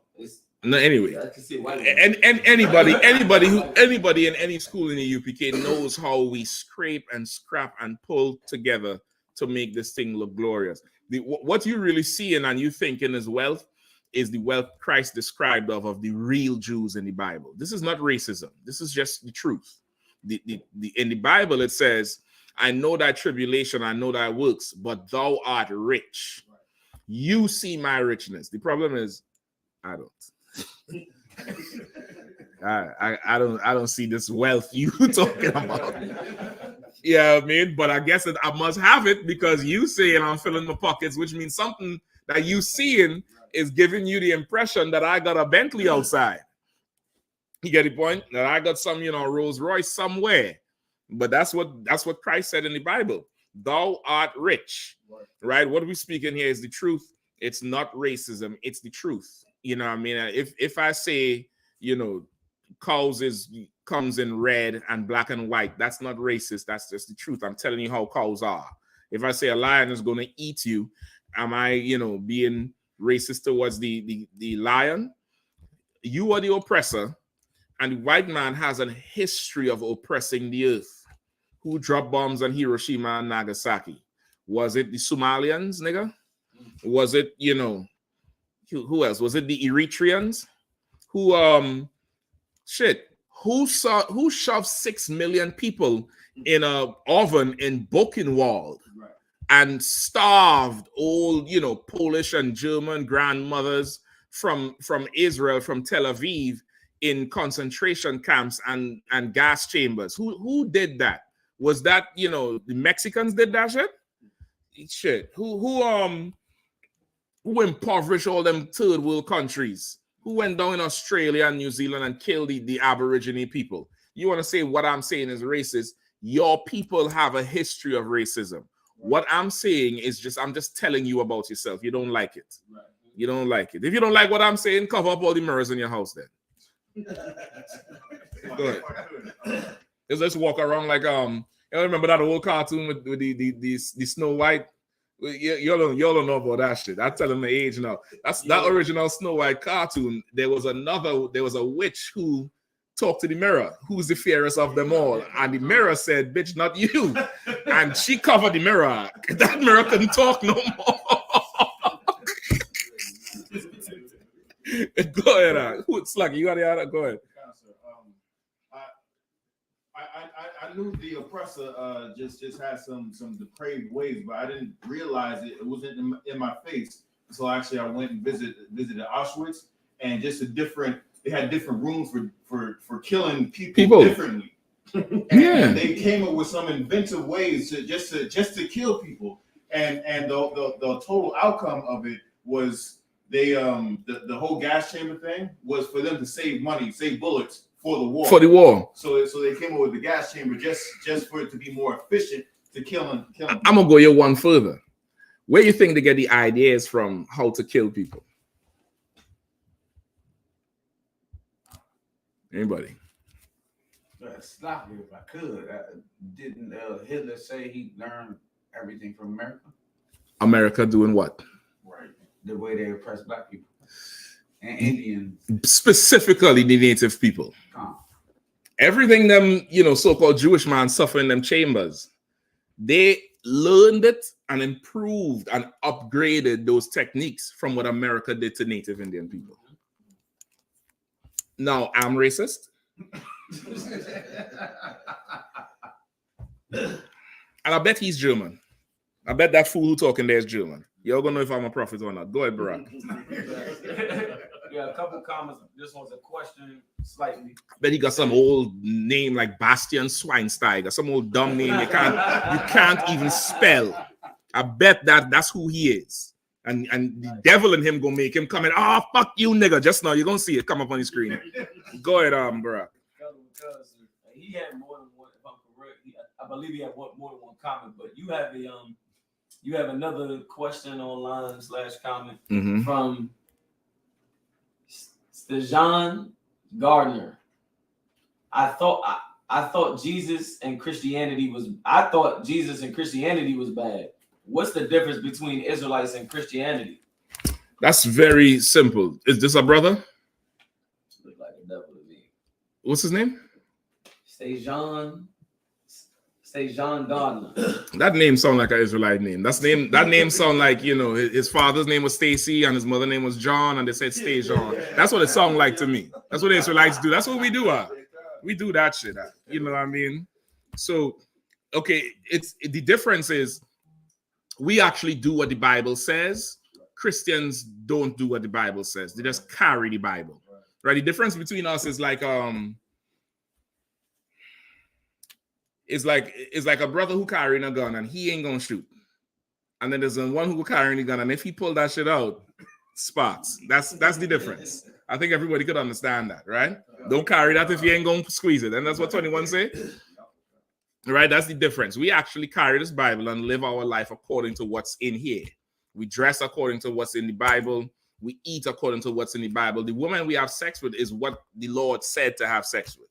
You get it, boy? Christians will have sex with anything with a hole and too slow to run. That's the difference between us and them. Any more, Barack? Got one more. Mike, no profile picture. Is West Africa Hamites? Because the Bible only talks about East Africa, Ethiopia. Is it the father side or the mom or both? No sweat. Also make sure that number is up. Make sure that number is up. Y'all could call in too, all right? Where would call? It would come in there? Yes, no sweat. Y'all could call in as well and ask your questions, all right? Bastian, the German, you call in, man. Let me find out who your father is. Find out he was some old Gestapo taking the role as they go into the damn gas chamber. Yeah, I mean. Finkelstein, is that you? You here? Yeah. The father's taking the role. Go ahead. That just reminded me of my question I had. It's along the same lines. Because the four nations that's listed from Ham, who would the West Africans fall under out of those Hamite nations? Sir? Okay, so the Hamite nations is Canaan. That's South Africans. Cush is east, right? Cush is like Somalia, Ethiopia, Sudan, Eritrea. What's the other one? Mogadishu. I believe all of them is Cush.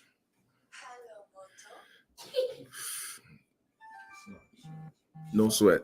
Who's the north? Put. Libya, sir. And who's the other one? Who's he for? Israel, Egypt. It might be Put. It might be Put. Let me ask the general that part. It might be Put. Okay, because think of it like this. Like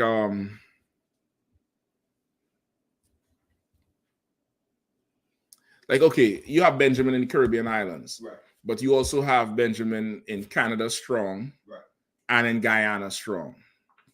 So where they are is not really, is the people. Yeah, so now because I know we described the south, the east, the north, you have to check and see which tribes they fall from under. I damn want to believe them Nigerians is from them Philistines. Okay. I want to believe that whole western side, because they built different. They're not the same as the east. Right. The Nigerian, Ivory Coast, Senegal, Ghana. Who else is over there? Togo, Benin, Burkina Faso. I believe them is like Philistines, but who Philistine fall under? You probably got to check that in the Bible. But let me find out. I gotta ask the general and see, exactly who he say it is, right? But they for sure Ham. I know you Ham. I don't know which branch of Ham, but whether you're the oink, the hoof, or the tail, you Ham, and you ain't coming up in here. You ain't Shem, right? Okay, so what's the question he asked, bro? Is West Africa Hamites? Because the Bible only talks about East Africa, Ethiopia as Hamites. Is it the father side or the mom or both? Yes, largely in the majority, 99.99%, those West African countries are Ham. They are not us, and it comes from the father side. The father carries the seed. That's in a ton of scriptures in the Old Testament, especially Numbers, Leviticus. The father carries the seed, puts the seed into the woman, and that child that comes out is that seed that was planted.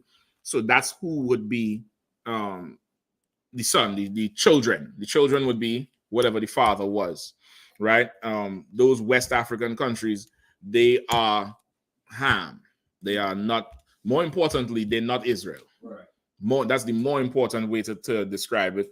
They're not Israelites, all right? I know you're all fascinated by that ham tail and that Igbo thing and that old crazy-ass dance they be doing. I can't stand that shit. Y'all sisters, I know your Passover coming up. You're ready for that black party. Please, don't be in there doing that. Yeah. Oh, man. I said, John, we can kick her out? Let's kick her out real quick. You know what I mean? Go ahead, Al. He responded saying, I think West are Israelites, brother. And then he responded after you said he texted at first. He responded saying, damn, my mom's West Africa and father is Barbados. No sweat. Listen, I already knew when he said, I think they're Israelites. I knew where it was coming from. I already know your heart belongs to some heathen. Now, this is the thing. This is not personal, right? This is not personal, Barbados. You are your father's son. Right. You're not your mother's son. You're your father's son. Right. Your seed is from the seed of Benjamin, which is one of the 12 tribes of Israel. Your mother is a heathen. With that said, you love your mother with all your heart out. Right. You love her, take care of her in her old age. You don't disrespect her. Don't call her a heathen, unless, of course, she disrespecting you and your people. Then you let her have it. But you don't got to do all of that. You still come in the house and kiss your mother on the cheeks, brother. You still hug your mother. You still, you try to help your mother out in any way. That's your mother. She nursed you. She suckled you. She bore you for 9 months. She just comes from another nation of people that is not yours. And when the time comes, there's going to be separation. You get the point? So I understand the way you say, damn, it's definitely a heartbreak. And that's why the Lord does not want us having interracial marriages, which leads me straight into the topic. I hope this is the last one. The Lord doesn't want us to have interracial marriages for a number of reasons. There's a whole number of reasons for it. We're going to give me Deuteronomy, where does that one? 7? Let's start at Deuteronomy 7. Let's start there. And this is a good question for the brother. The brother who asked the question, are you in Barbados right now? Because I'm trying to build a whole school down there. Right? So, Lakia, if you're in Barbados right now, let me know so I could plug you in so we could get this thing moving. Right? And no matter, even if you're not, we'll still work the whole thing out. All right. You just let me know if you're in there right now or what. And for sure, you sure your father is from Barbados? Are you absolutely sure? Right? What's a good Barbados question to ask him? Let me see if you know. I don't think about what. Father could be Burna Boy and Lion Shy. I'm just joking. I'm just joking. All right, give me Deuteronomy 7. Deuteronomy chapter 7, verse 1. Mm-hmm. When the Lord thy God shall bring thee into the land whither thou goest to possess it, and hath cast out many nations before thee, the Hittites and the Girgashites, and the Amorites and the Canaanites and the Perizzites and the Hivites and the Jebusites, 7 nations greater and mightier than thee. Right. Thou. Go ahead. And when the Lord thy God shall deliver them before thee, thou shalt smite them and utterly destroy them. Thou shalt make no covenant with them, nor shew mercy unto them. All right. So now the Lord gave specific instructions for when we got sent into our land. Our land, Israel, was occupied by who? Come on. Specifically, Ham. Right? It was specifically Hamites. All these is Hamites, tribes, and people. These Jebusites and the Girgashites. Right? And he's saying when you go in there, prepare to utterly destroy them. The Lord going to deliver them to you. These are 7 nations greater and mightier than you. And it's the same thing today. It's just the reverse. Who are the Hamites that come over here? The Ethiopians, the Somalians, the Nigerians, Ghanaians, Senegalese. Right? They're all over here. And what are they doing to us? Destroying us. They fully destroy us. U Street in DC used to be a black buzzing business world, like nigger heaven. U Street is owned by the Ethiopians today, fully owned by them. That Adams Morgan, a ton of Ethiopians own them spots, own it. You get the point? And charging buku money for rent before all them high-rise buildings on New York Avenue and them different places around DC. You see these giant parking lots, 2 blocks of just parking spaces. You walk in there, and there's a man coming out in a little boot with a uniform, and he Ethiopian. And the Ethiopians had the monopoly on all the parking lots. Even the underground parking lots today in DC, the Ethiopians got it. Right? They come over here and they destroy us. They destroy us through the economy. Right? But the Lord was saying, when we go into our land, we had to destroy them and push them out. He doesn't want us with them. Yeah, Yahanna? Mike responded saying, yeah, I was born here, father and mom here. She plays Shiloh a lot. I bet she will. I bet she does. She play Benjamin music? Does she play Vibes Cartel and Bounty Killer and Brothers from the Caribbean? I bet not, because she's in touch with her people. But your father is a Benjamite, which makes you a Benjamite. You're an Israelite. You royalty. And if your mother is wise, she would treat you with respect and with royalty, knowing that the seed she carried was not Burna Boy. It's who Burna Boy wants to be. Right? The seed she carries is of royal bloodline. That's royalty she carried. And through your father's ignorance, she was fortunate to do it. But it should not have been so. You get the point? The Lord doesn't want that, because he doesn't want that child torn. He doesn't want that child torn. That child is going to grow up mentally and emotionally torn. It's a bad place to be because a child doesn't understand too much context. You leave children alone, they're going to play with each other. They're going to play with each other, whether it's white, East Indian, Arab, whatever. They're going to play. But the parent who's watching, when that Arab talk to the black child a certain way, that parent going to know why that Arab is talking like that. And when your child looks back at them like they know something wrong, but they're trying to play, you're going to know why your child doesn't, react like, who the hell are you talking to? Your child doesn't react like that because we the children of slaves are. And we sheep as a people. We're not the predator. We the prey. And that's why every time we get disrespected, what's the first thing a Negro do? We get disrespected by these heathens. What is the first thing? Very first thing.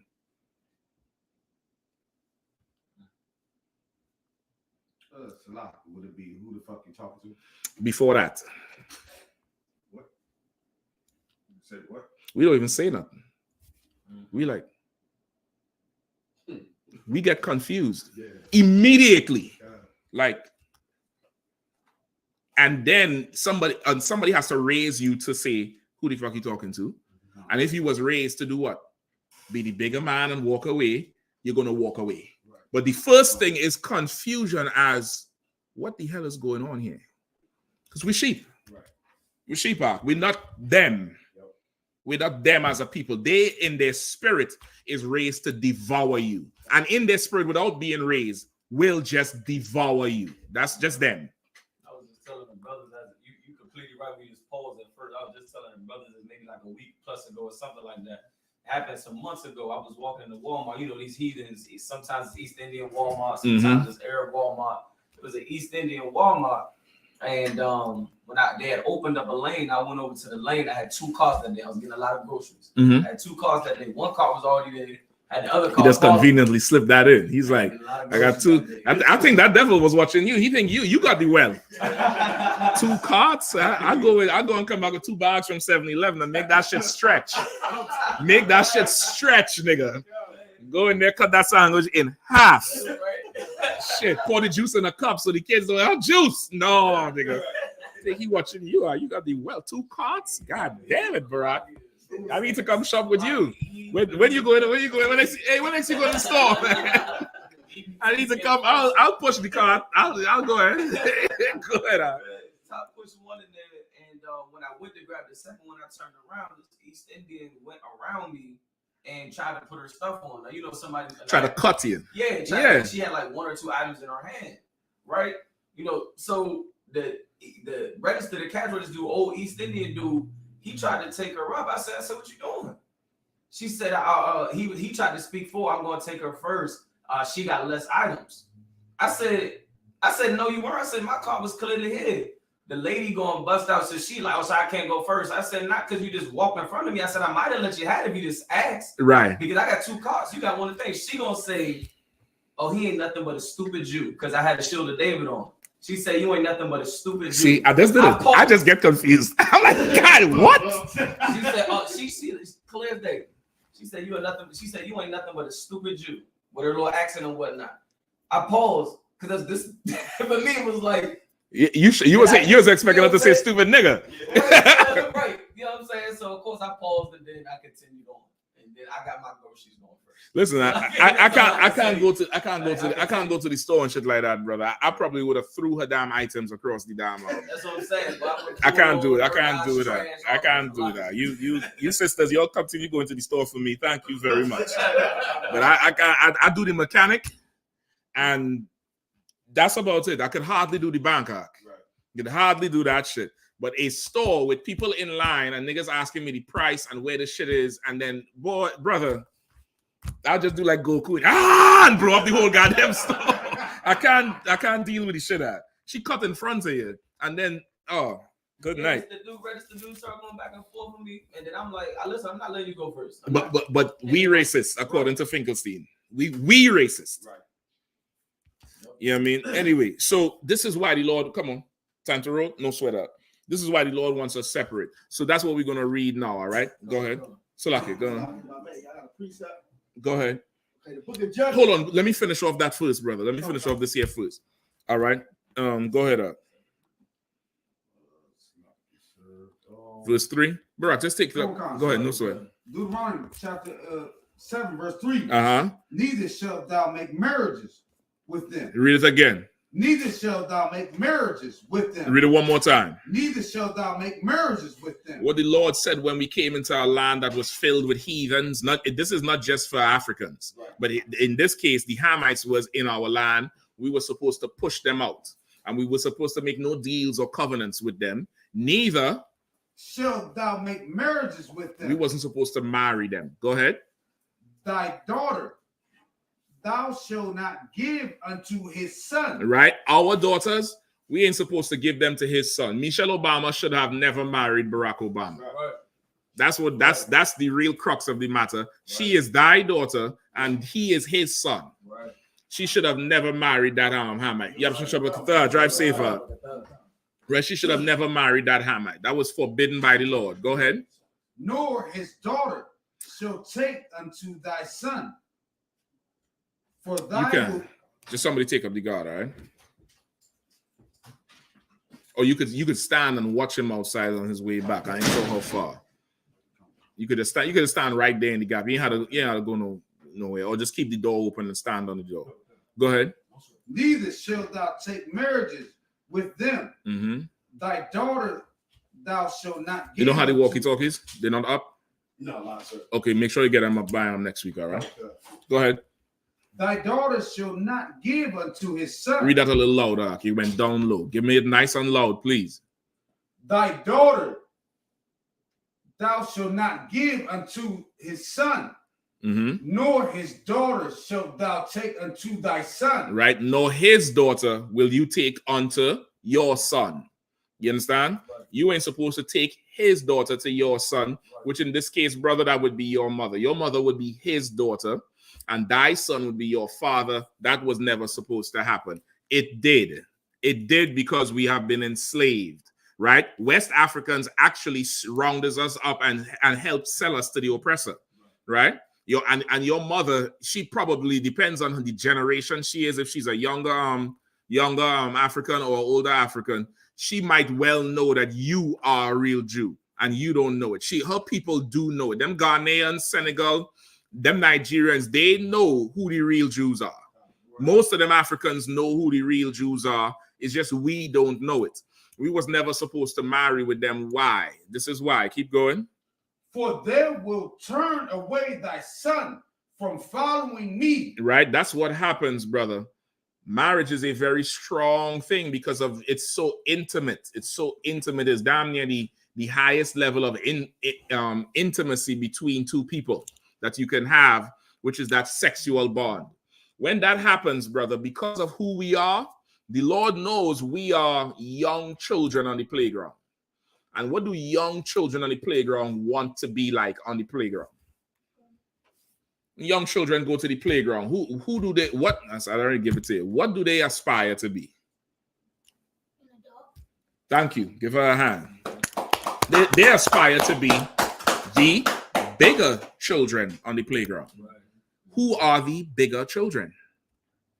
The other nations. Because Israel came, later down. And they always talk about it. Y'all ain't got no history. We got 25 dynasties, and the Egyptian dynasty goes back thousands. Where's your bones? And we are a young nation compared to y'all.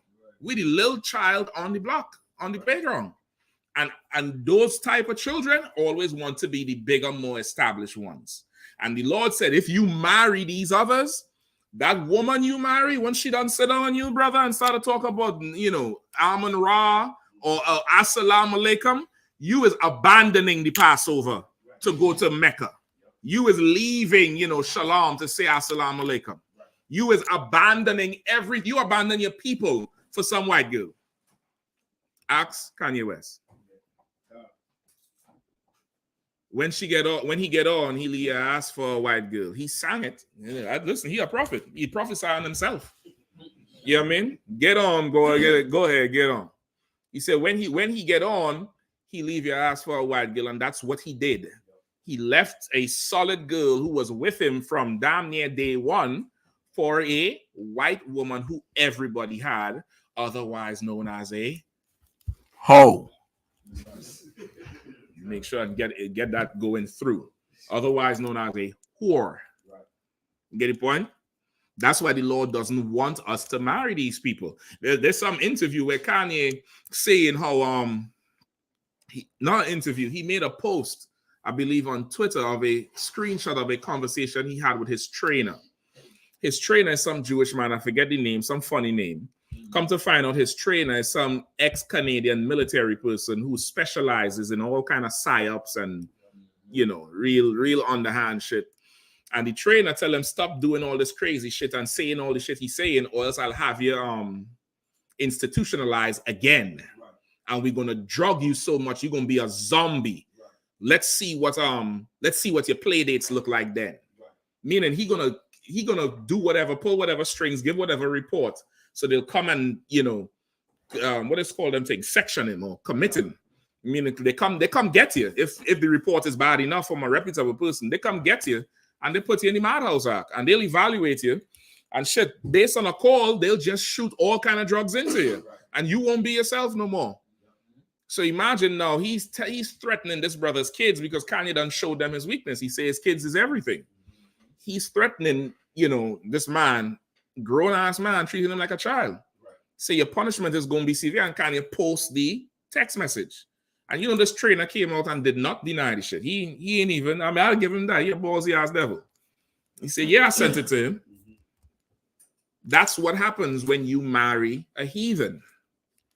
Them 4 kids, that bitch getting, excuse my language, she getting $200,000 from him. And the other 2 is $100,000 each child. I think she has to pay the other 2. Well, not paid, but really it's coming out of her pocket. That $400,000 could have go to some sister, man. And since when it take $100,000 to raise a child? Yeah, goddamn, we've been doing it with nothing. With nothing. Come on now. I was going to ask, is this each month? Say again? That was each month? Yes, it's child support. Oh, you thought it was a year? Listen, I feel it. I feel it. Listen, I feel it, brother. I feel it. Listen, you can bullshit that wrong if you want, but it's true. I'm not. Listen, she had to be in here. How the brother said she had to have a picture of Commander Yahanna. I know she can get close to him. She might be all right. But y'all could try your hands with these damn hookers out here in the world on the internet. I ain't doing that shit. You ain't getting me, brother. You know, sir. You ain't getting me at all. I'll buy a suitcase this big.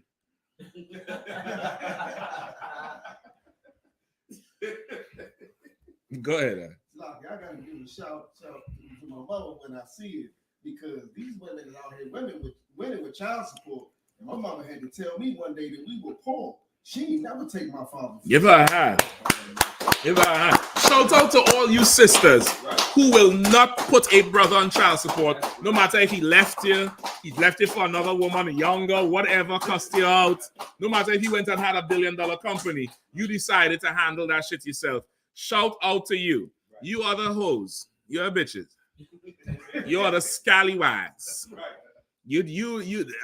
Child support should be a federal offense. There's a child, that's kidnapping. You're keeping a man's children from him, driving them across state lines, and then putting him in a position where he has to pay money to see his own children. Them kids is not yours, ho.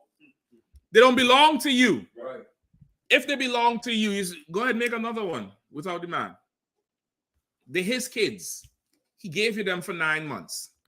He gave you a loan, and he came back and collected it after. Them kids ain't yours. Them kids belong to that man. They're his seed. That's why. How do you know the kids belong to the man? Now, yeah, be real black for this one. The only black people understand this. This is a TikTok moment. This is the Instagram moment. Y'all get ready. How you know that the kids belong to the man? Come on. Because you go to the man for everything. No. Brothers always say you look just like your father. You act just like your father. That's how you know. And she hates you for it. Yeah. I can't stand your face. It's just like your father. because you his child. Right. You know what I mean? She don't look at you and be like, damn, you look just like me. I hate you. No. That's his children. That's his children. And to somebody on the outside, they could see the father in the eyes and they could see the mother in somewhere else. The child don't look like any one person totally, but to her, that child is his. You get the point? That child is his. Don't be simple and think, well, he just looked like the daddy. It ain't like that. It's like you are a Redskins fan. I hate you because you're a Cowboy fan.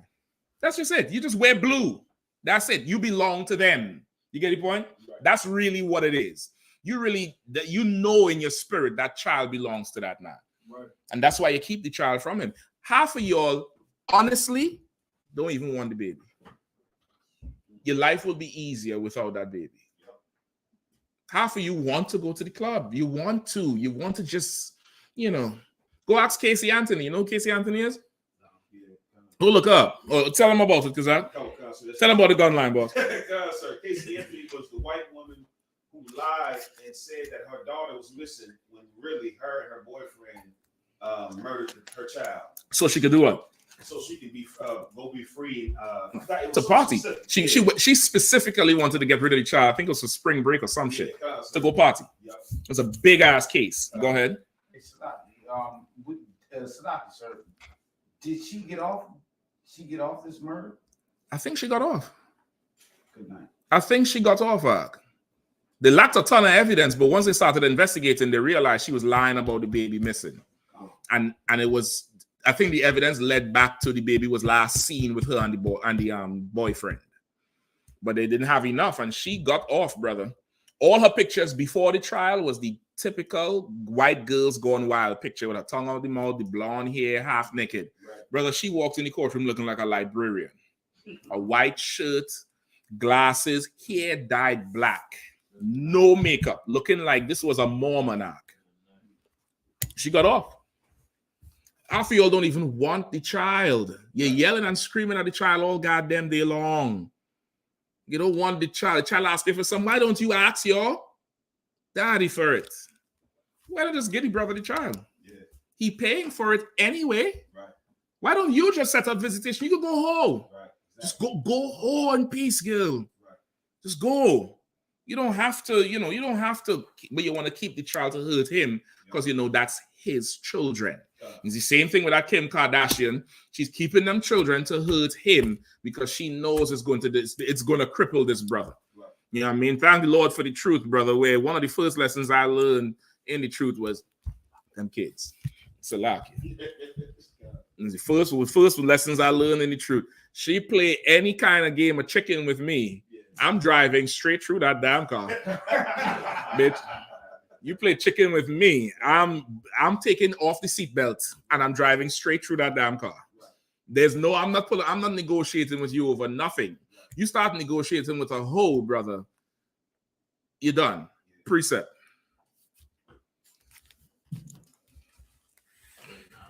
Come on, I want it though. I need it. All right. Did the brother reply, Barack?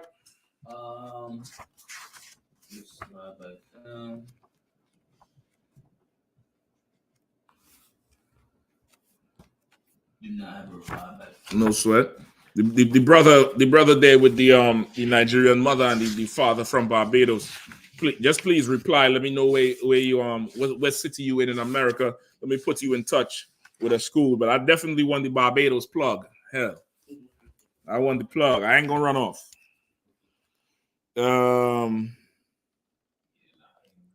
Anybody have a precept? He responded and said, "Okay, sir, truth." No sweat. What city you in, brother? Anybody have a precept yet? So could you use Ecclesiastes 9:6? Or 2, verse 2 first, verse 2, okay. And then 6. Go ahead. Ecclesiastes chapter 9, verse 2. Give not thy soul unto a woman, to set her foot upon thy substance. Right? Give not thy soul unto a woman to set your foot upon her, who will set her foot upon your substance. Right? There's what's the other one I want? Give not thyself over to a light woman. Right? That's what Ecclesiastes 36 or something. In the story of No, give me these. Give me these. These ones is the straightforward ones, right? Give not thyself over to a light woman. Ecclesiastes 7:26. Read it for me. The book of Ecclesiastes, chapter 7, verse 26. Mhm. Hast thou a wife after thy mind? Mm-hmm. Forsake her not, but give not thyself over to a light woman. Right? If you have a wife after your mind, forsake her not, meaning don't abandon her. And that could happen because why? These holes are exciting. You know, like hang on with one of these holes out. They're full of energy, brother. They got, that gorilla. Shit. Everybody loved gorilla with her what she say with my ratchet ass friends. Bro, them hoes got energy, brother. They ain't wholesome and in the house making, oatmeal and keeping the place, tidy for you. They got energy. And that could be attractive to anybody. You get the point? That level of, vibe and spirit could be attractive to anybody. And not to say a sister who is wholesome can't have that energy level, but not like that though. That's different. That's different. You get the point? That's why the anthem FRE, that all the girls were singing it. Why? Because she's a hoe. Right. I'm calling it as it is, and y'all could take your chances out there, brother. I'm trying to help you all out. Believe you me, I'm trying to help you. Out there, brother, it's garden tools. You go in the Home Depot, there's no fork, there's no shovel, there's no, there's the garden hose, and then there's the hoe. That's all they got. That's all that's out there. And Kanye West is proof of it. Whatever he's going through now is because he married a hoe. He married a hoe, and not just a hoe from another nation, which the Lord specifically said don't do. Right. You understand? It's one thing to marry a loose woman. Right. There's another thing to marry a heathen and she's loose. You in bad shape. Go ahead, Alex. Speaking of heathens, Ryan Hensley said hate speech. MLK would be rolling over in his grave. Well, MLK loved white women. Right. You better go listen to you better go listen to the Watergate tapes of him having sex with not one white woman, not two, but about 3 of these hoes are talking about I'm effing you for God tonight. And I ain't a nigga tonight. You better go listen to them Watergate tapes with him chasing some hoe naked down the Watergate hotel hallway. Nigga, rolling in his grave. Shit, he probably put in his will, bury me on top of white woman. So when I rot and decay, I will just fall right into her. Martin Luther King would be rolling in his grave. Shit. I'll go dig up his grave right now if I could. Nigga, that man throw him out the damn, Get out of this. This ground is for holy people. Right? Give me verse 6 or 7.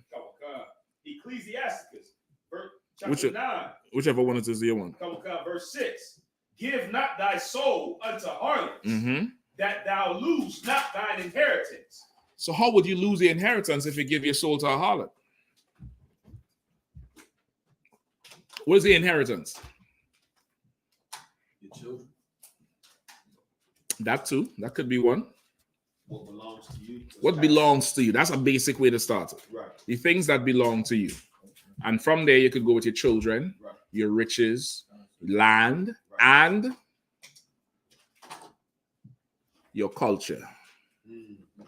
Which is what the Lord wants. He wants you to have your culture. Right. But a whore like Kim Kardashian, she will cause you to lose who you are to be with her. Right. She will cause you to lose who you are. Right. What's a case in point with that? Now I want that one you're talking about.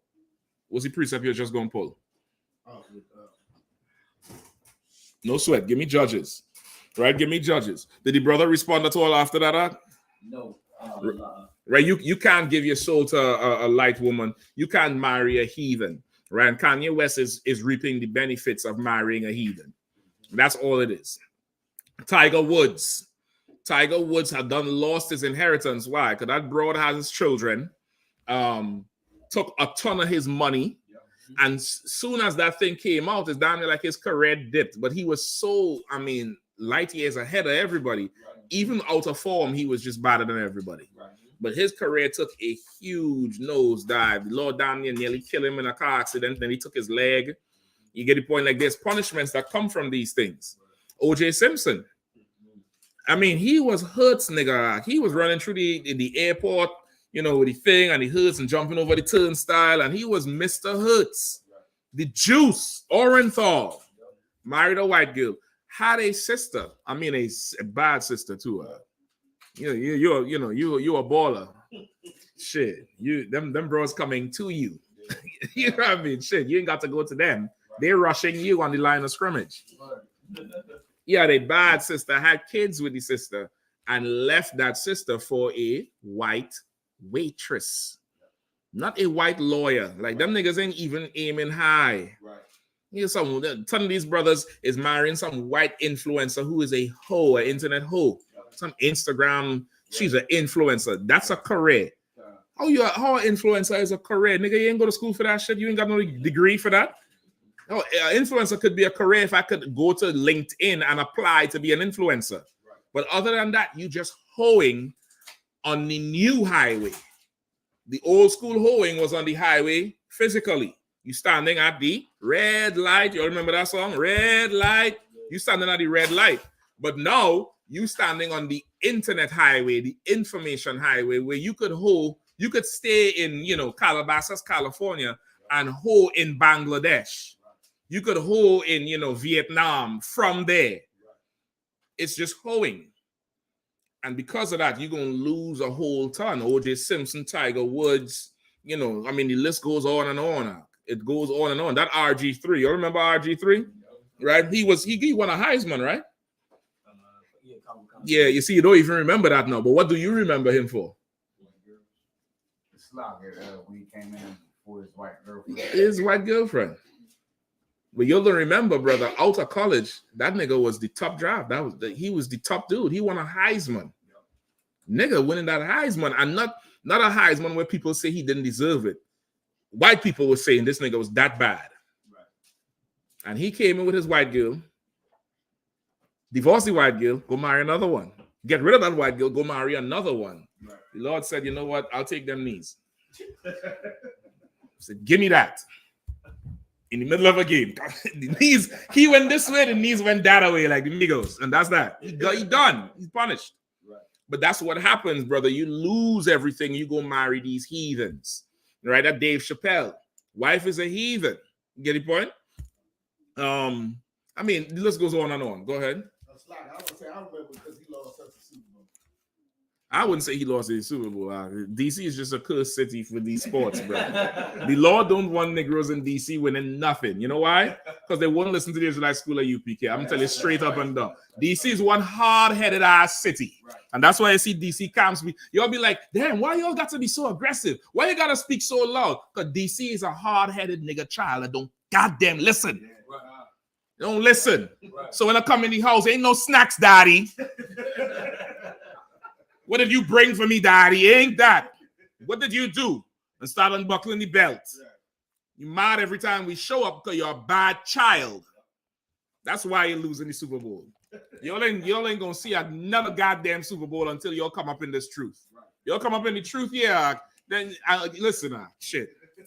Y'all think I'm just talking shit. I'm trying to tell you.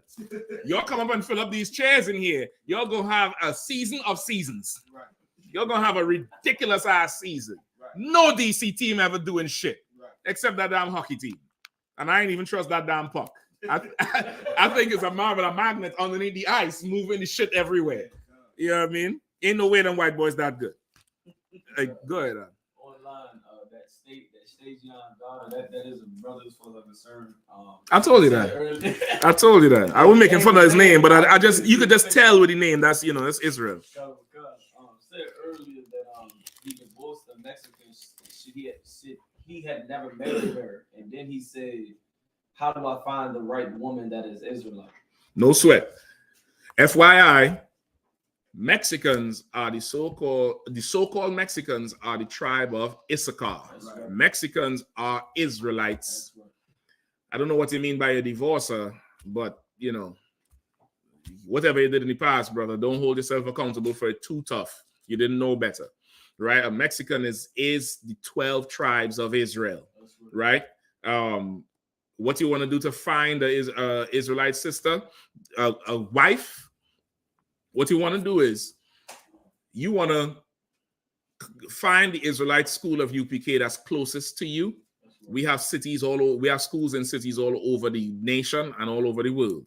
You want to find the closest school to you, put on all black and go and sit in that chair for 90 days and listen to everything that priest tell you to do and learn.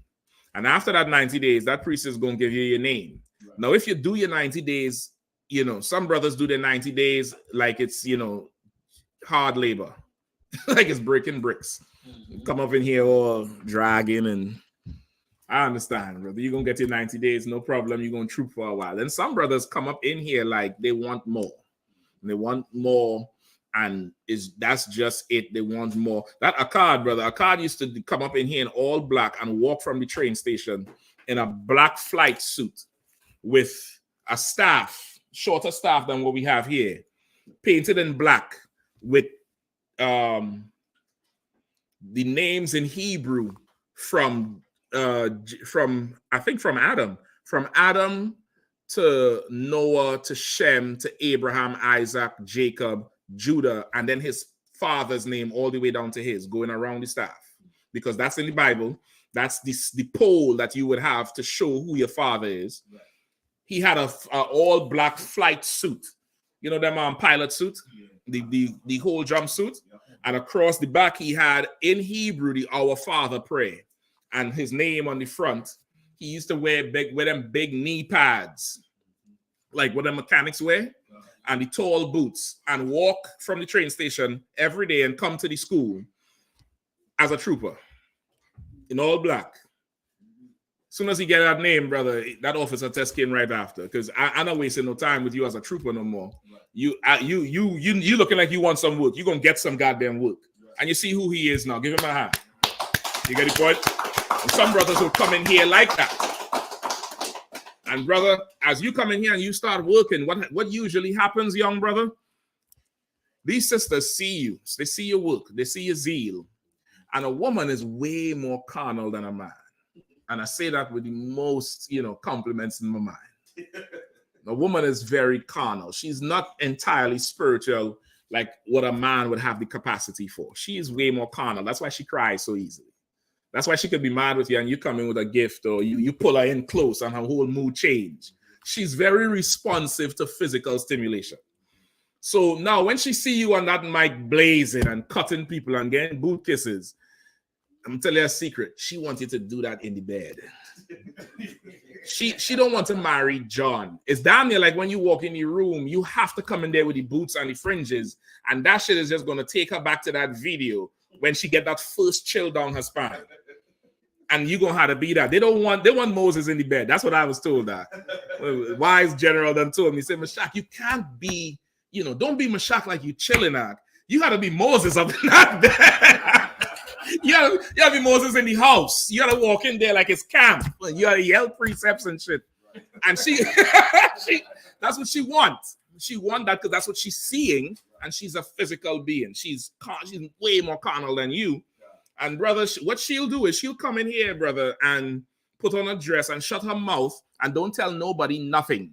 And get her name and get her 6 months. And on the first minute, the 60 seconds after she make her 6 months, she gonna call her camp leader and say, I want him. And he says, what are you talking about? This, you sure?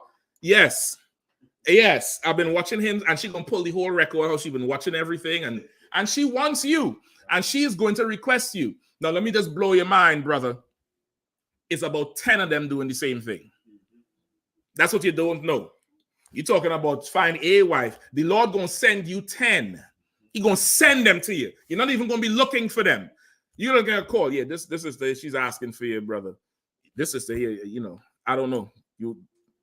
And then you're just gonna get it, brother. And you're gonna have you're gonna be able to choose a woman who will never ever horn you, never shame you, never disrespect you. She surely ain't gonna do you like what Kim Kardashian doing Kanye West.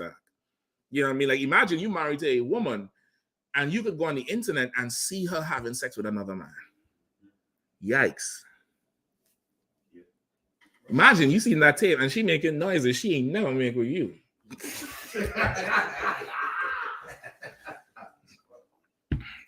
You gotta hear a man saying, I hit it, I hit it, I hit it. My man make a song about having sex with your woman. That's what you get if you want to go get one of these broads in the world. Me, I don't have my shame bucket broke a long time ago. Every man has a container full of shame. A container for shame to go in. And some men could take it. Some men, the shame bucket is empty and they could get it filled up with embarrassment. My own broke a long time ago. I can't take that shit. Go ahead, woman. Go ahead and hold.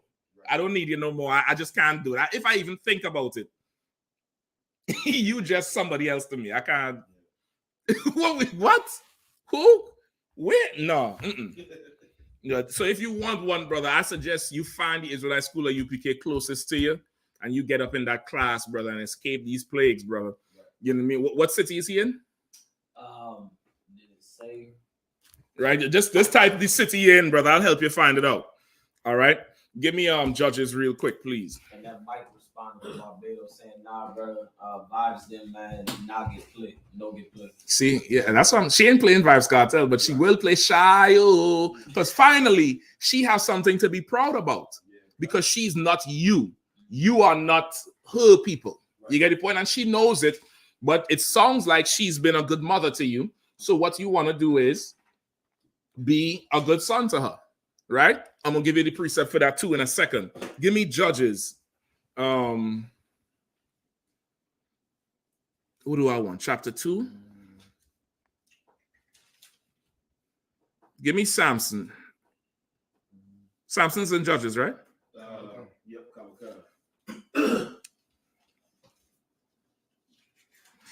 Give me Judges 14:1. Let's start there. Judges 14:1. Then what's the other one I want? Give me Genesis with Jacob and Esau. Give me after the two were born in Genesis. And then I want Leviticus 26 and 26. I believe that's what I need. And then we're done. All right.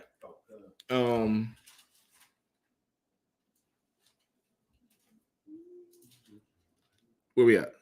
Come. Judges 14. Mm-hmm. Judges chapter 14, verse 1. Mm-hmm. And Samson went down to Timnah.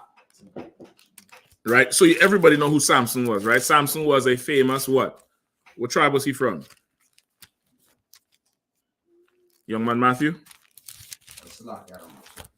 Dawada? La. Shupat? He was from the tribe of Dan. He was a famous Danite. All right. And he was known for what? Him taking that Levitical vow, or not him, but really his father taking that Levitical vow, Nazarite vow, where no razor would touch his head and no wine would touch his lips. I believe there's some more to it, right? Or that's it? That and not knowing the woman. He would not have sex with nobody, right? And with that, the Lord, not saying that anybody who takes the Nazarite vow will get that blessing from the Lord, but the Lord chose him and gave him a blessing. Right. And that blessing was immense physical strength. Immense physical strength. Esau liked to portray Samson as this big, gigantic ass nigga. Right. There ain't no proof of that in the Bible. They don't tell you his stature. But what they do tell you is this nigga was super strong. And the proof of that is today you watch that NFL, you have some short little running backs like that Marshawn Lynch. Yeah, he's not the biggest man. He's not. He's not the biggest dude. There's dudes way bigger than him. I think he top out at what, 5'9" maybe? Yeah, so he's not the biggest person. But he'll run through the wall though. He'll run through the wall so good. They're amazed by him. Like Samson, who had immense physical strength, right? And was skilled and just had power and wisdom from the Lord, right? So now he's a grown man. And this is what he decided he need, every man reaches this stage in his life, right? Go ahead. And saw a woman in Timnah of the daughters of the Philistines. Mm-hmm.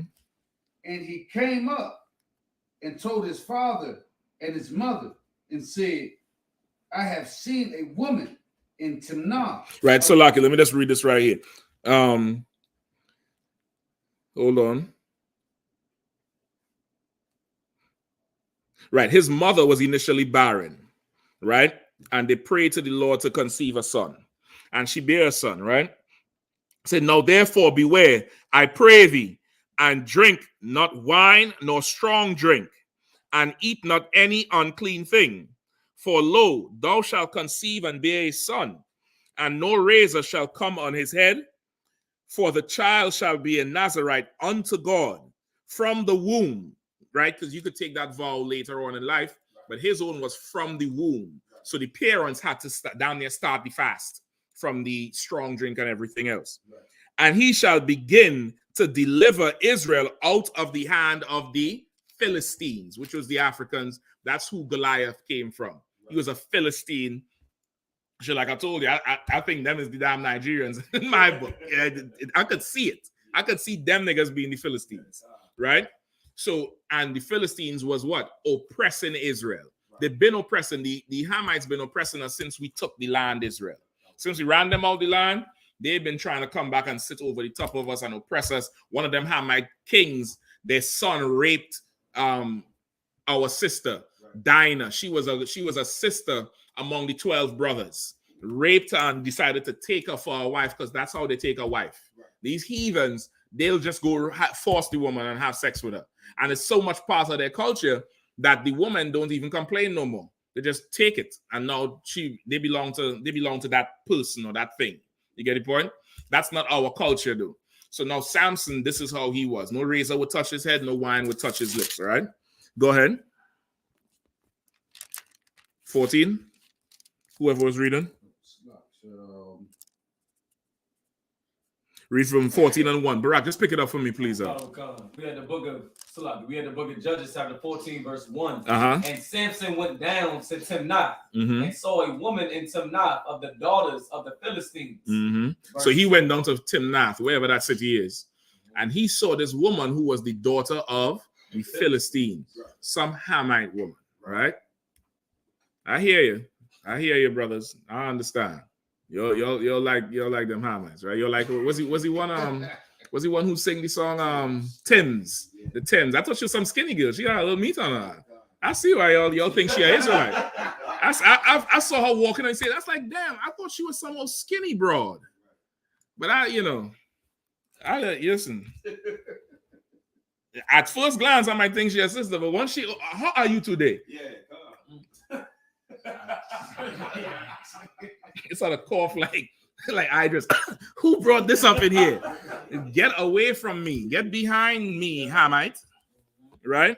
So Samson saw this Hamite and he got interested. Go ahead. Verse 2. And he came up and told his father and his mother and said, I have seen a woman in Timnath of the daughters of the Philistines.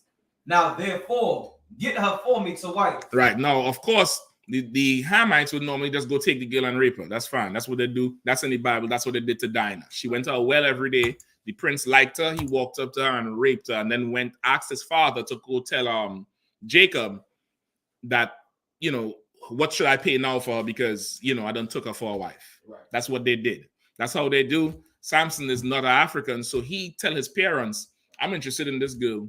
Go try and sort that situation out for me. Right. You get the point? Go ahead. Verse 3. Then his father and his mother said unto him, Is there never a woman among the daughters of thy brethren? Say it again. Is there never a woman among the daughters of thy brethren, or among all my people, that thou goest to take a wife of the uncircumcised Philistines? Good night. And so listen, his mother took offense. His mother, that's his mother talking, right? That's correct. No, it said his father and his mother, right? Go ahead. Is there never a woman among the daughters of thy brethren, or among all my people, that thou goest to take a wife of the uncircumcised Philistines? And Samson said unto his father, Get her for me, for she pleaseth me well. Right. Verse 4. So now Samson, okay, what his parents is really saying to him here is, you should go get a person from your people. Right. Somebody you know, somebody who, culture you understand. Go get some arroz con pollo, like the brother who married his sister from Mexico. Right. Get Ephraimite and get some, rice and gandules. You get the point? Go get a Benjamin and get some of that damn curry goat and that, jerk chicken and that goat head soup.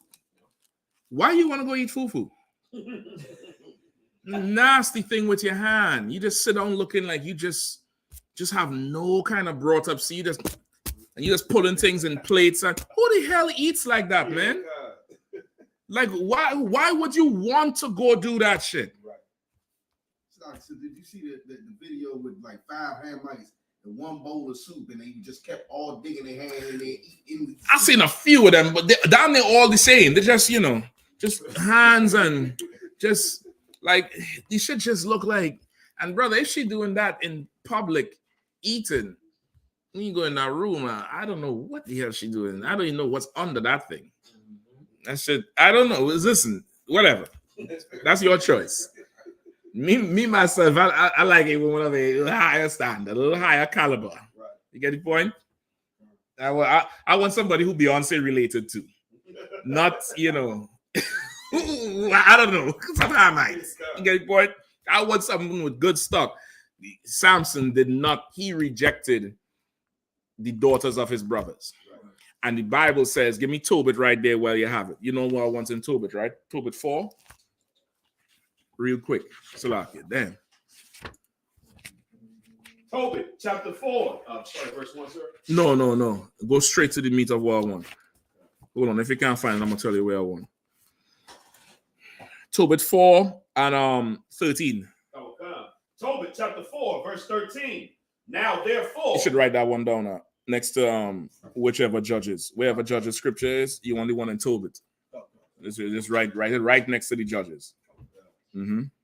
Now, therefore, my son, love thy brethren and despise not in thy heart thy brethren. Right? Love your brethren and despise not in your heart your brethren. Go ahead. The sons and daughters of thy people, mm-hmm. and not taking a wife of them. And not taking a wife of them. When you don't take a wife of the daughters of your people, you really hate your people. That's it. You despise your people. Because she reminds you of them, and you don't want them. You want the great nation. You want to be part of. You want somebody from the great Ming dynasty. That's why the little slanty-eyed bastard in the damn grocery store who ringing up the thing. You look at her and you think she's attractive. Right. Get the point? You look at some Arab somewhere and you think she's attractive because her people is,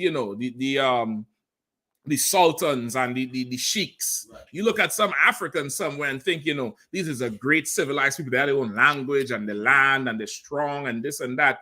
You don't want, Pookie's daughter. Right. You don't want Ray daughter. Yeah, she's a little hard-headed. She might have some ways, but you don't want her because you don't see nothing valuable in her people. Right. It's a real form of self-hatred once you really break the shit down. Go ahead. No, so that's what you said. It's so heavy. I remember watching the interview. I can't find it, but Kanye, when he was first describing Kim Kardashian, he was talking about how he was so infatuated with her and her family, and like how she came from, her father was a lawyer. Pretty much exactly what you just said, as if the Kardashians were some cultured people, and he said he just always wanted to be a part of their family. And it's like you said, it's a sick self-hatred and inferior complex for anybody to go outside their race, and Kanye is the perfect example of that. I remember he specifically said he used to watch them, and he wanted to be a part of that family. He used to watch them, and he said he used to Photoshop himself in the family picture before he had her.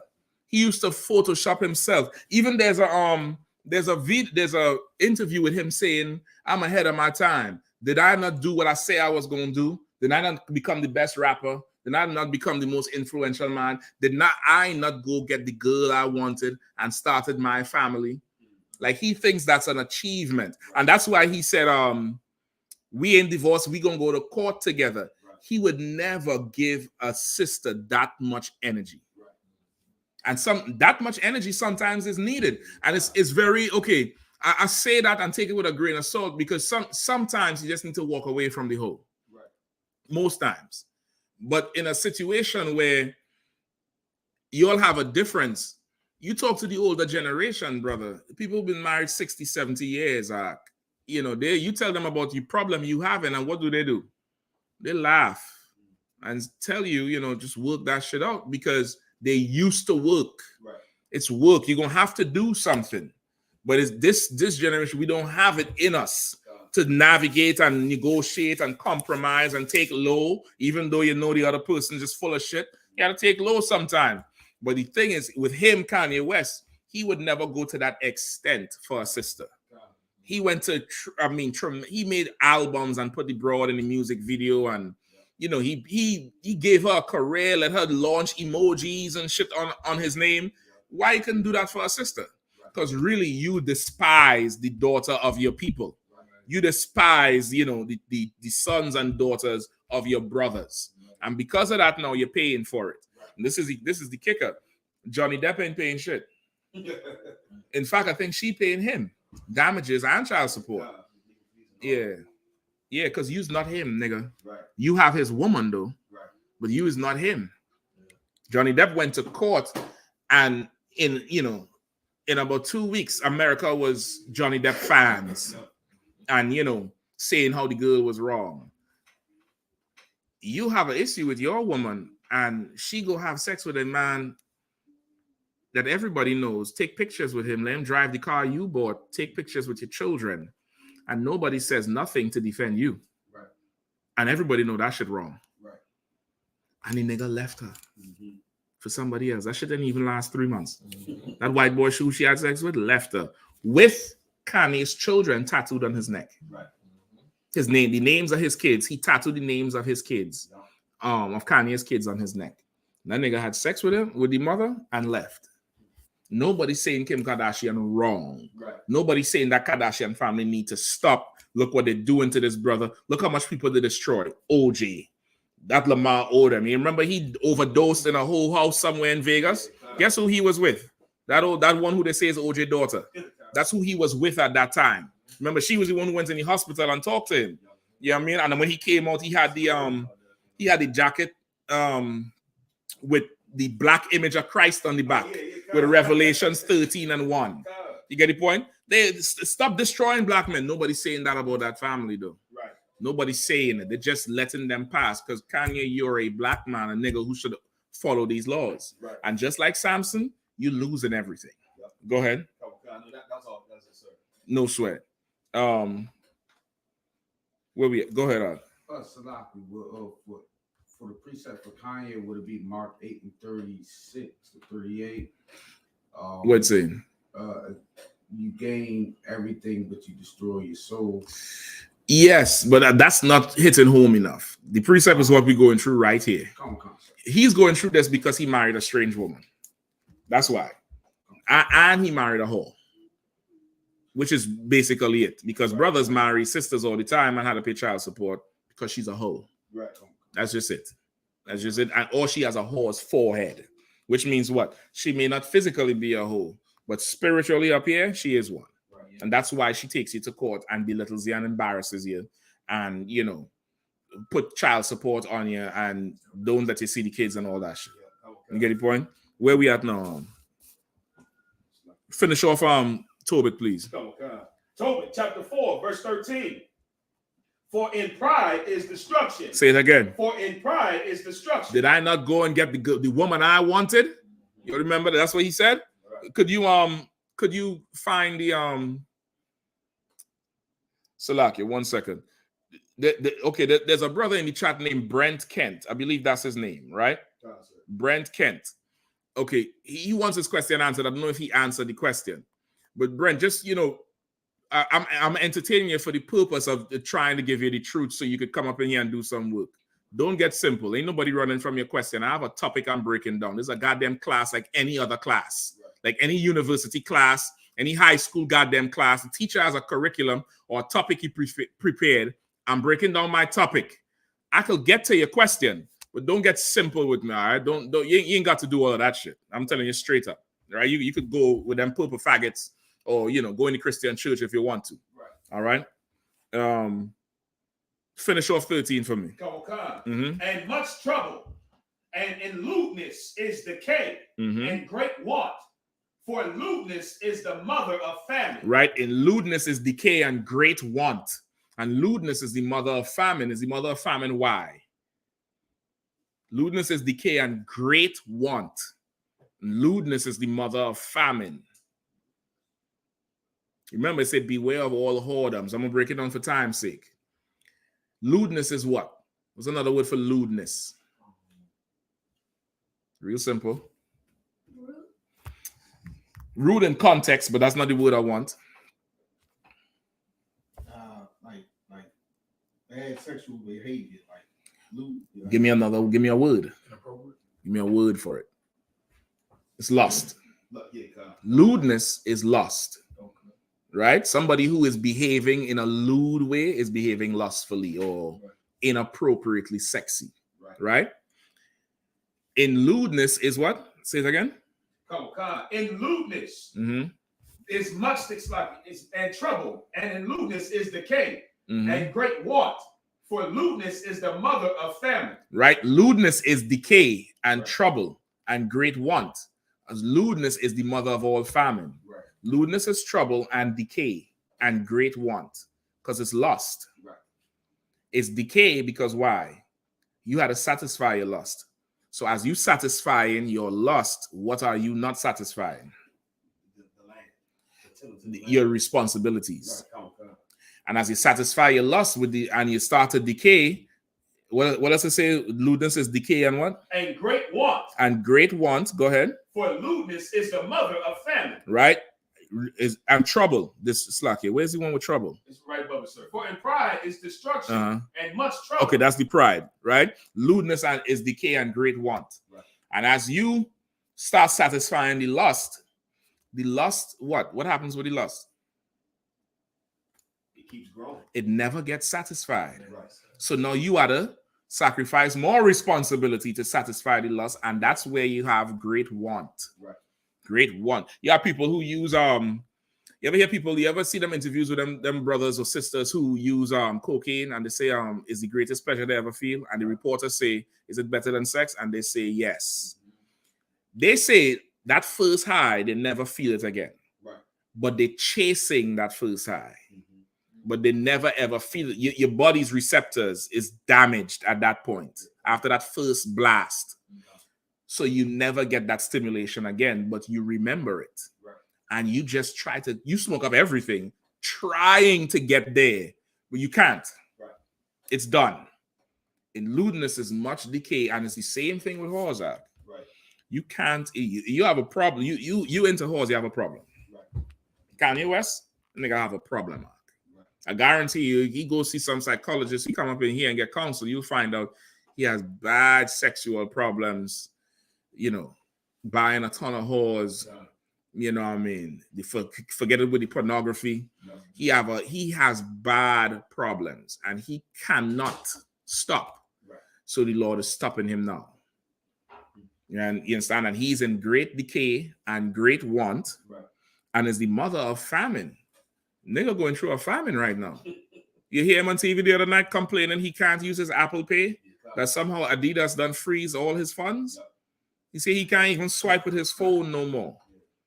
And then he say, I'm mad because if they could do this to me and I'm Kanye, what are they doing to you? Right. Nigga, this is an Android, a Galaxy. I don't have Apple Pay.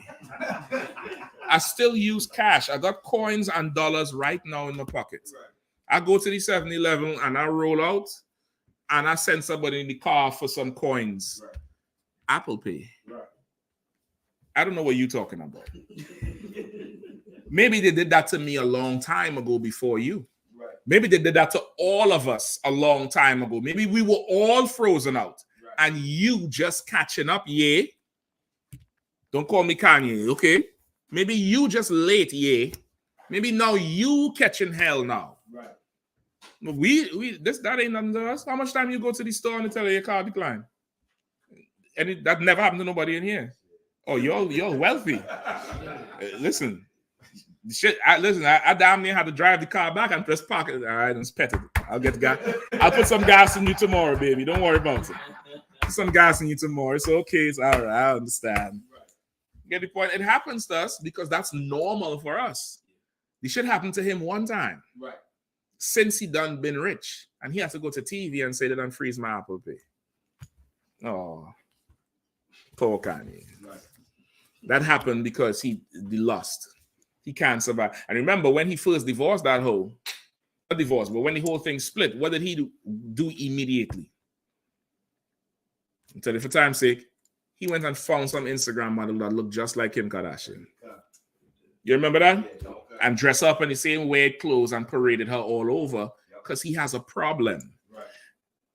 And every brother who's been with her has a problem. Right. That Ray J has a problem. That Nick Cannon brother, he has an issue.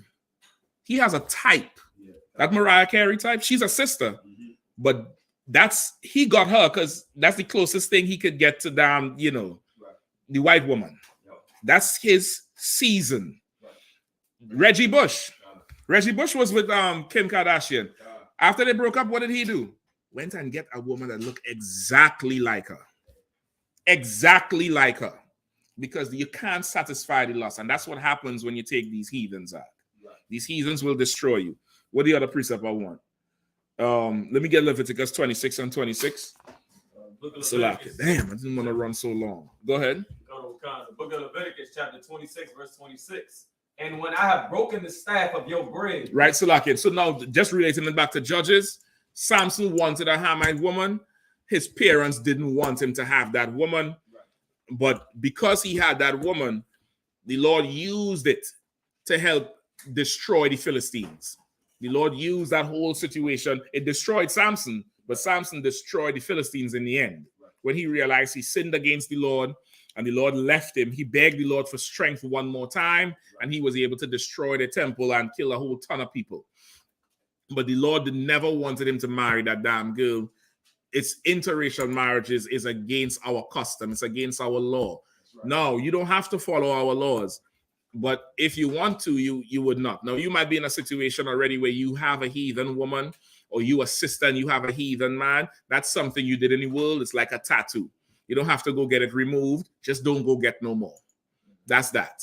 You function in that marriage. Usually, sooner or later, that heathen leaves. Either the woman gonna get angry and leave, or the man gonna get angry and leave you, and you get counsel and you go through whatever season and give them a time to come back, and then you're free. But you don't have to. You can't divorce that person. You can't walk away from them if you're hearing this for the first time and you have some heathen in the house. You can't now be like, "Damn, I married a heathen. You wrong. I'm leaving you." You can't do that. Right. You're married. No, divorce is a sin also. You can't go sin to cover your own sin. Right. You get the point? Give me what I want. Leviticus chapter 26, verse 26. Uh-huh. And when I have broken the staff of your bread, 10 women shall bake your bread in one oven. All right. And they shall deliver you your bread again by weight, and ye shall eat and not be satisfied. I say it one more time. Verse 26. And when I have broken the staff of your bread, 10 women shall bake your bread in one oven, and they shall deliver you your bread again by weight, right? And ye shall eat and not be satisfied. This here is what in the Bible? That's a child support. That's a curse in the Bible. Yeah. He'll break the staff of your bread.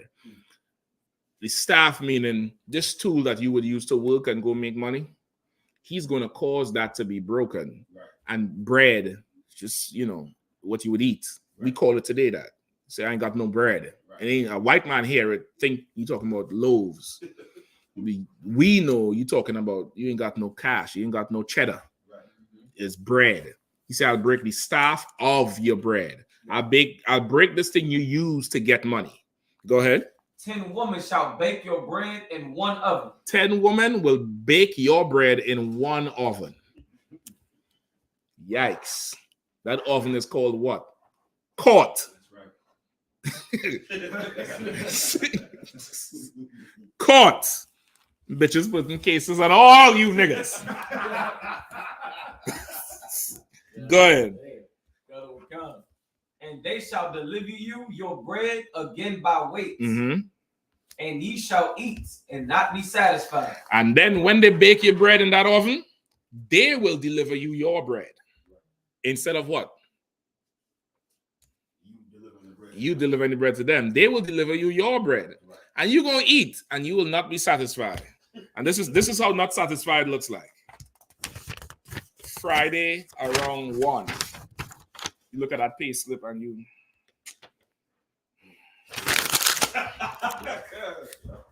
Because you can't believe 40 hours turn into $45. You can't believe that. You trying to fathom, and you start asking your homies, man, do diapers cost that much?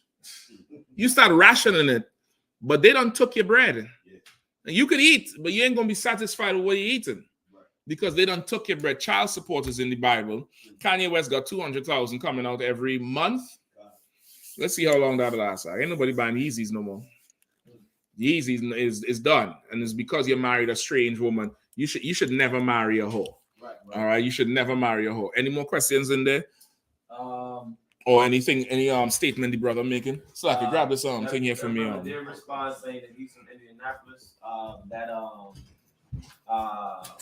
So what? Again, that Stasion Gardner. Mm-hmm. He said from Indianapolis, and then he also asked a question: what Bible do I read? No sweat. I'm gonna give you two numbers, Ark. Indianapolis and Minneapolis. That's the Midwest. I'm gonna give you. We had two solid brothers out there. Captain Kapash in Indianapolis and Kodash Zion in Minneapolis. All right. I'm gonna give you the numbers to the school. Barack, type this in. All right. The brother from Indianapolis, I.S.U.P.K. Indianapolis is 317-453-0519. That's Indianapolis. That's Indy, right?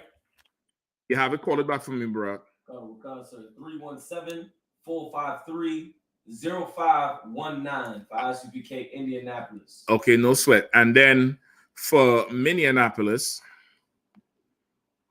where in Minneapolis are you? Are you in Minnesota? Did he say? No, just said Minneapolis, sir. Okay, hold on.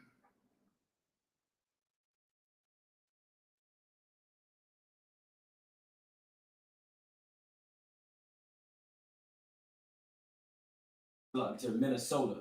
He's in Minnesota, no sweat. He's in Minnesota.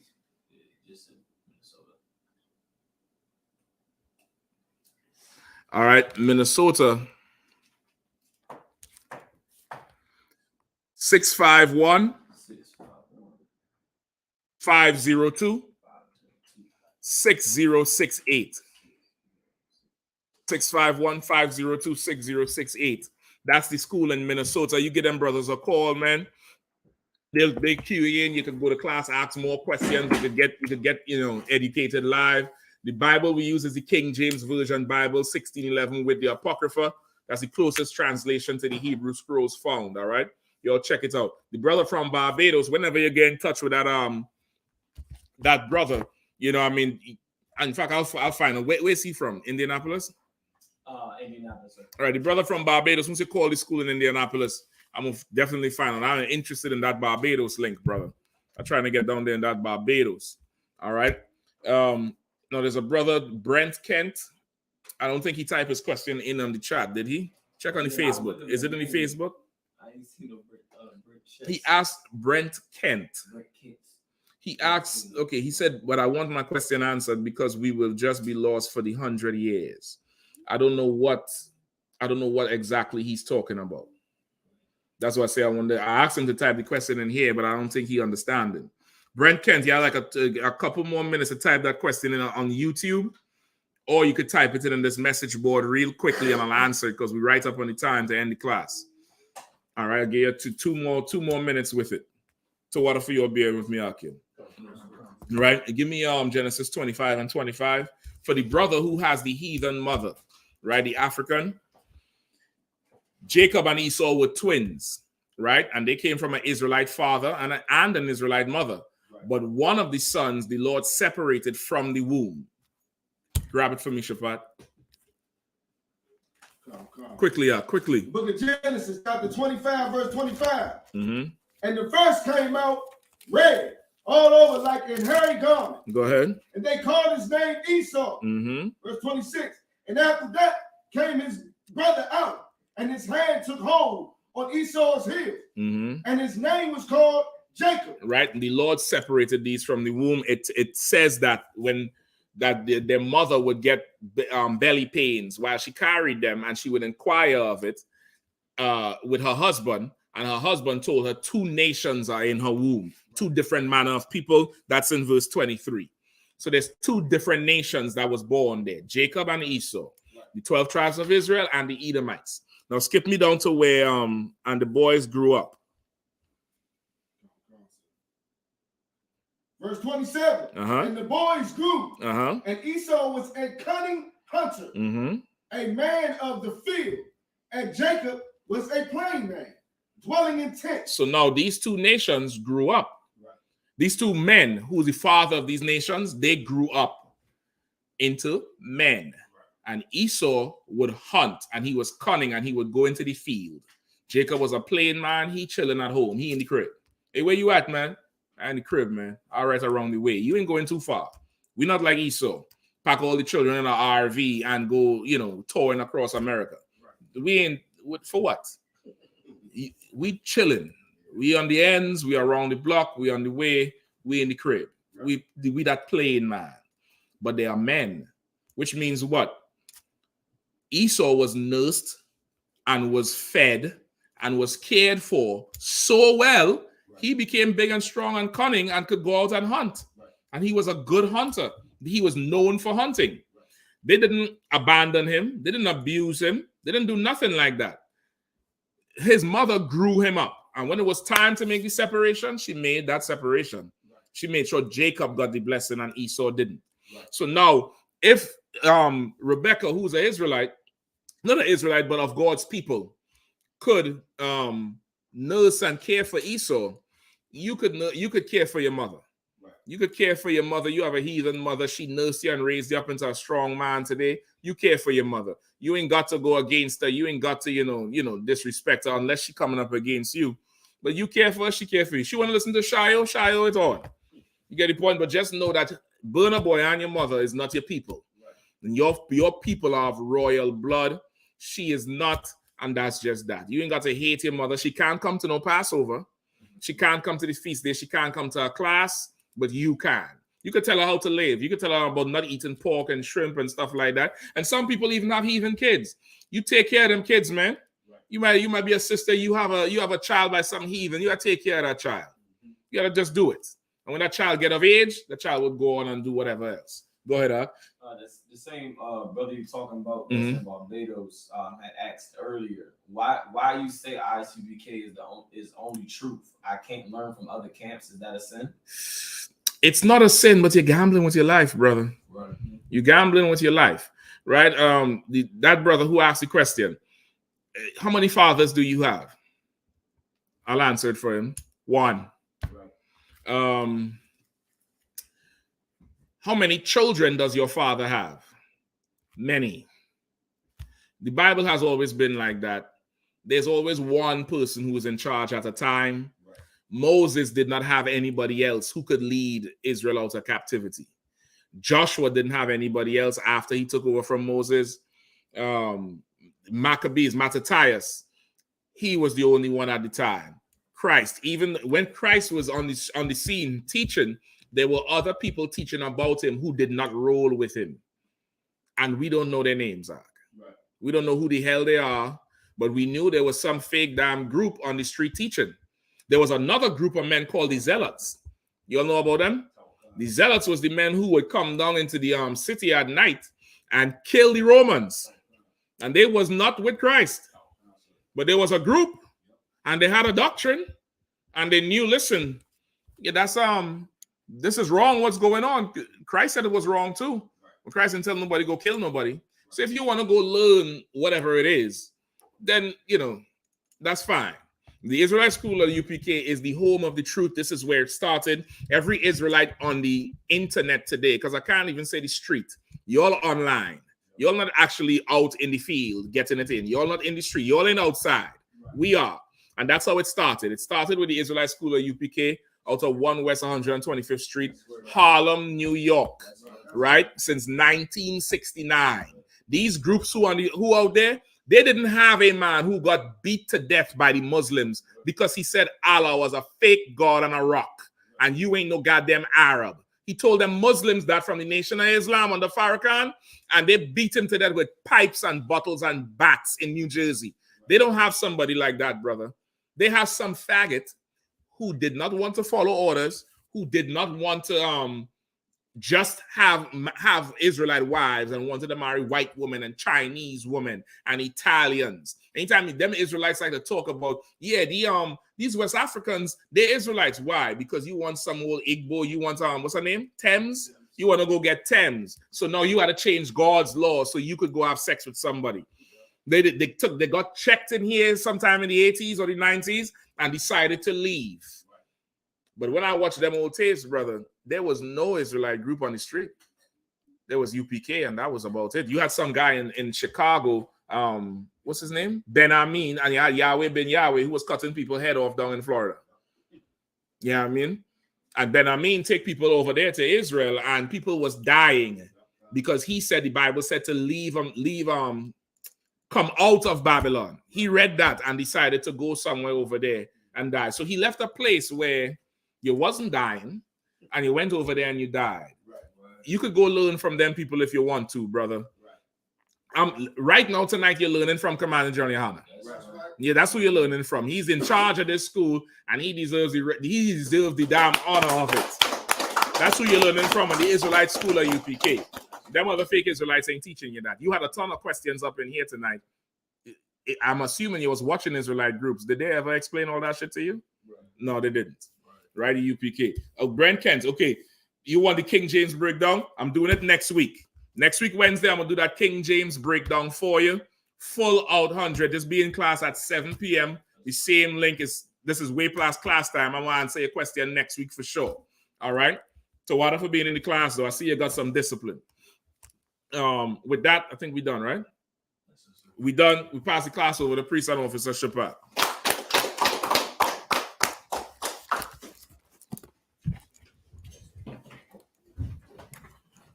I.S.U.P.K security announcements.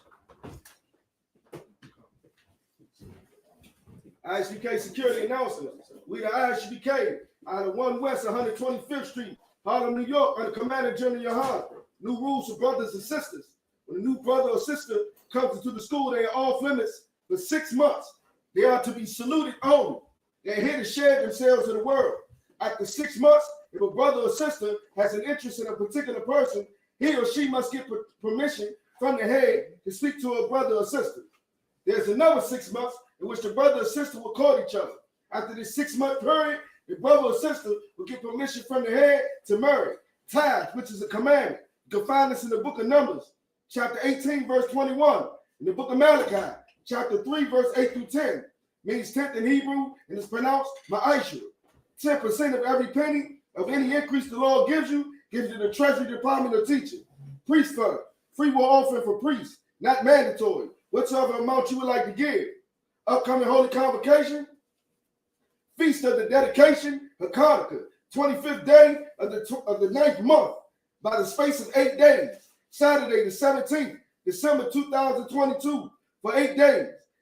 First, you can find this in the book of 1 Maccabees, chapter 4, verse 52 through 61. Also, we have the I.S.U.P.K West Coast Cookout in Las Vegas, December 1st through the 4th. Thursday, Scripture Breakdown, 7 p.m. to 9 p.m. One Rest Radio, 10 p.m. Friday, camp, 12 p.m. through 6 p.m. Post-camp meal party, 9 o'clock until. Saturday, I.S.U.P.K Cookout, 12 p.m. to 6 p.m. After party and club, 8 p.m. Salaki. Also, we have the the annual Passover. April 1st, Raleigh, North Carolina. Right, stay tuned for more details. Let's get that. Come, sir. With that, it's like remind Akim and Ak welcome to check on social media such as ISUPK.com, Facebook, Twitter, YouTube, and so on for I.S.U.P.K events and materials. If a brother wants to be a trooper in the school, you should start wearing all black, which includes black boots, black shirts, black pants, black headband and scarf. And with that, I say Imadium, which means to stand. We're going to just do the Lord's Prayer for tonight. Oh, God. Do the prayer first, sir? Yeah, let's do it now. Let's just do the Lord's Prayer quickly. Come. Saul, which means turn and face the east.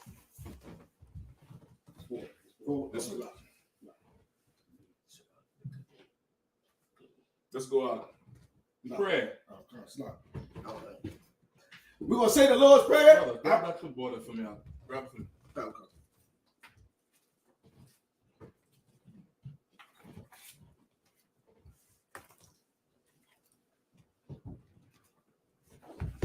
We'll say the Lord's Prayer. Abba-no. Shabbat Shemayim.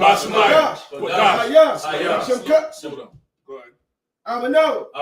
Shabbat Shemayim. Padash. I.S.U.P.K. Yahweh. Malakavka. Taba'ah. Batazayah. I.S.U.P.K. Baratazah. Kawah. I.S.U.P.K. Bashamayim.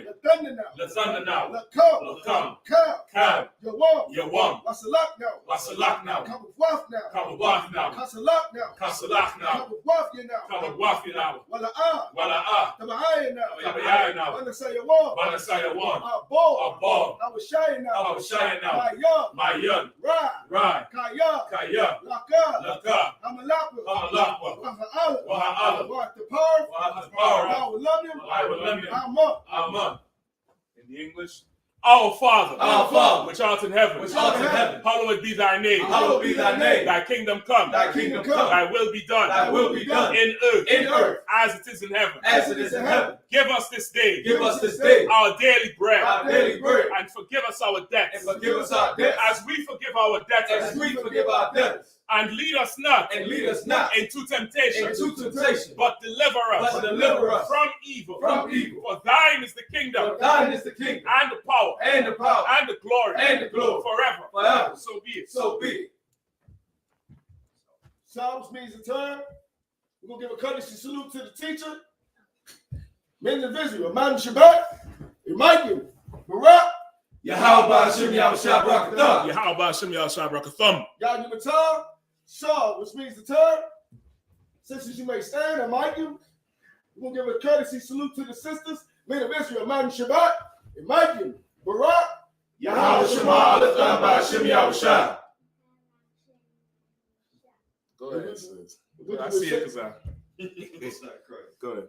Salaki, sister, what you would say is Yahweh, Shema, Al, Atham, Hashem, Yahweh Shah. What's that? Y'all give me time? Class dismissed.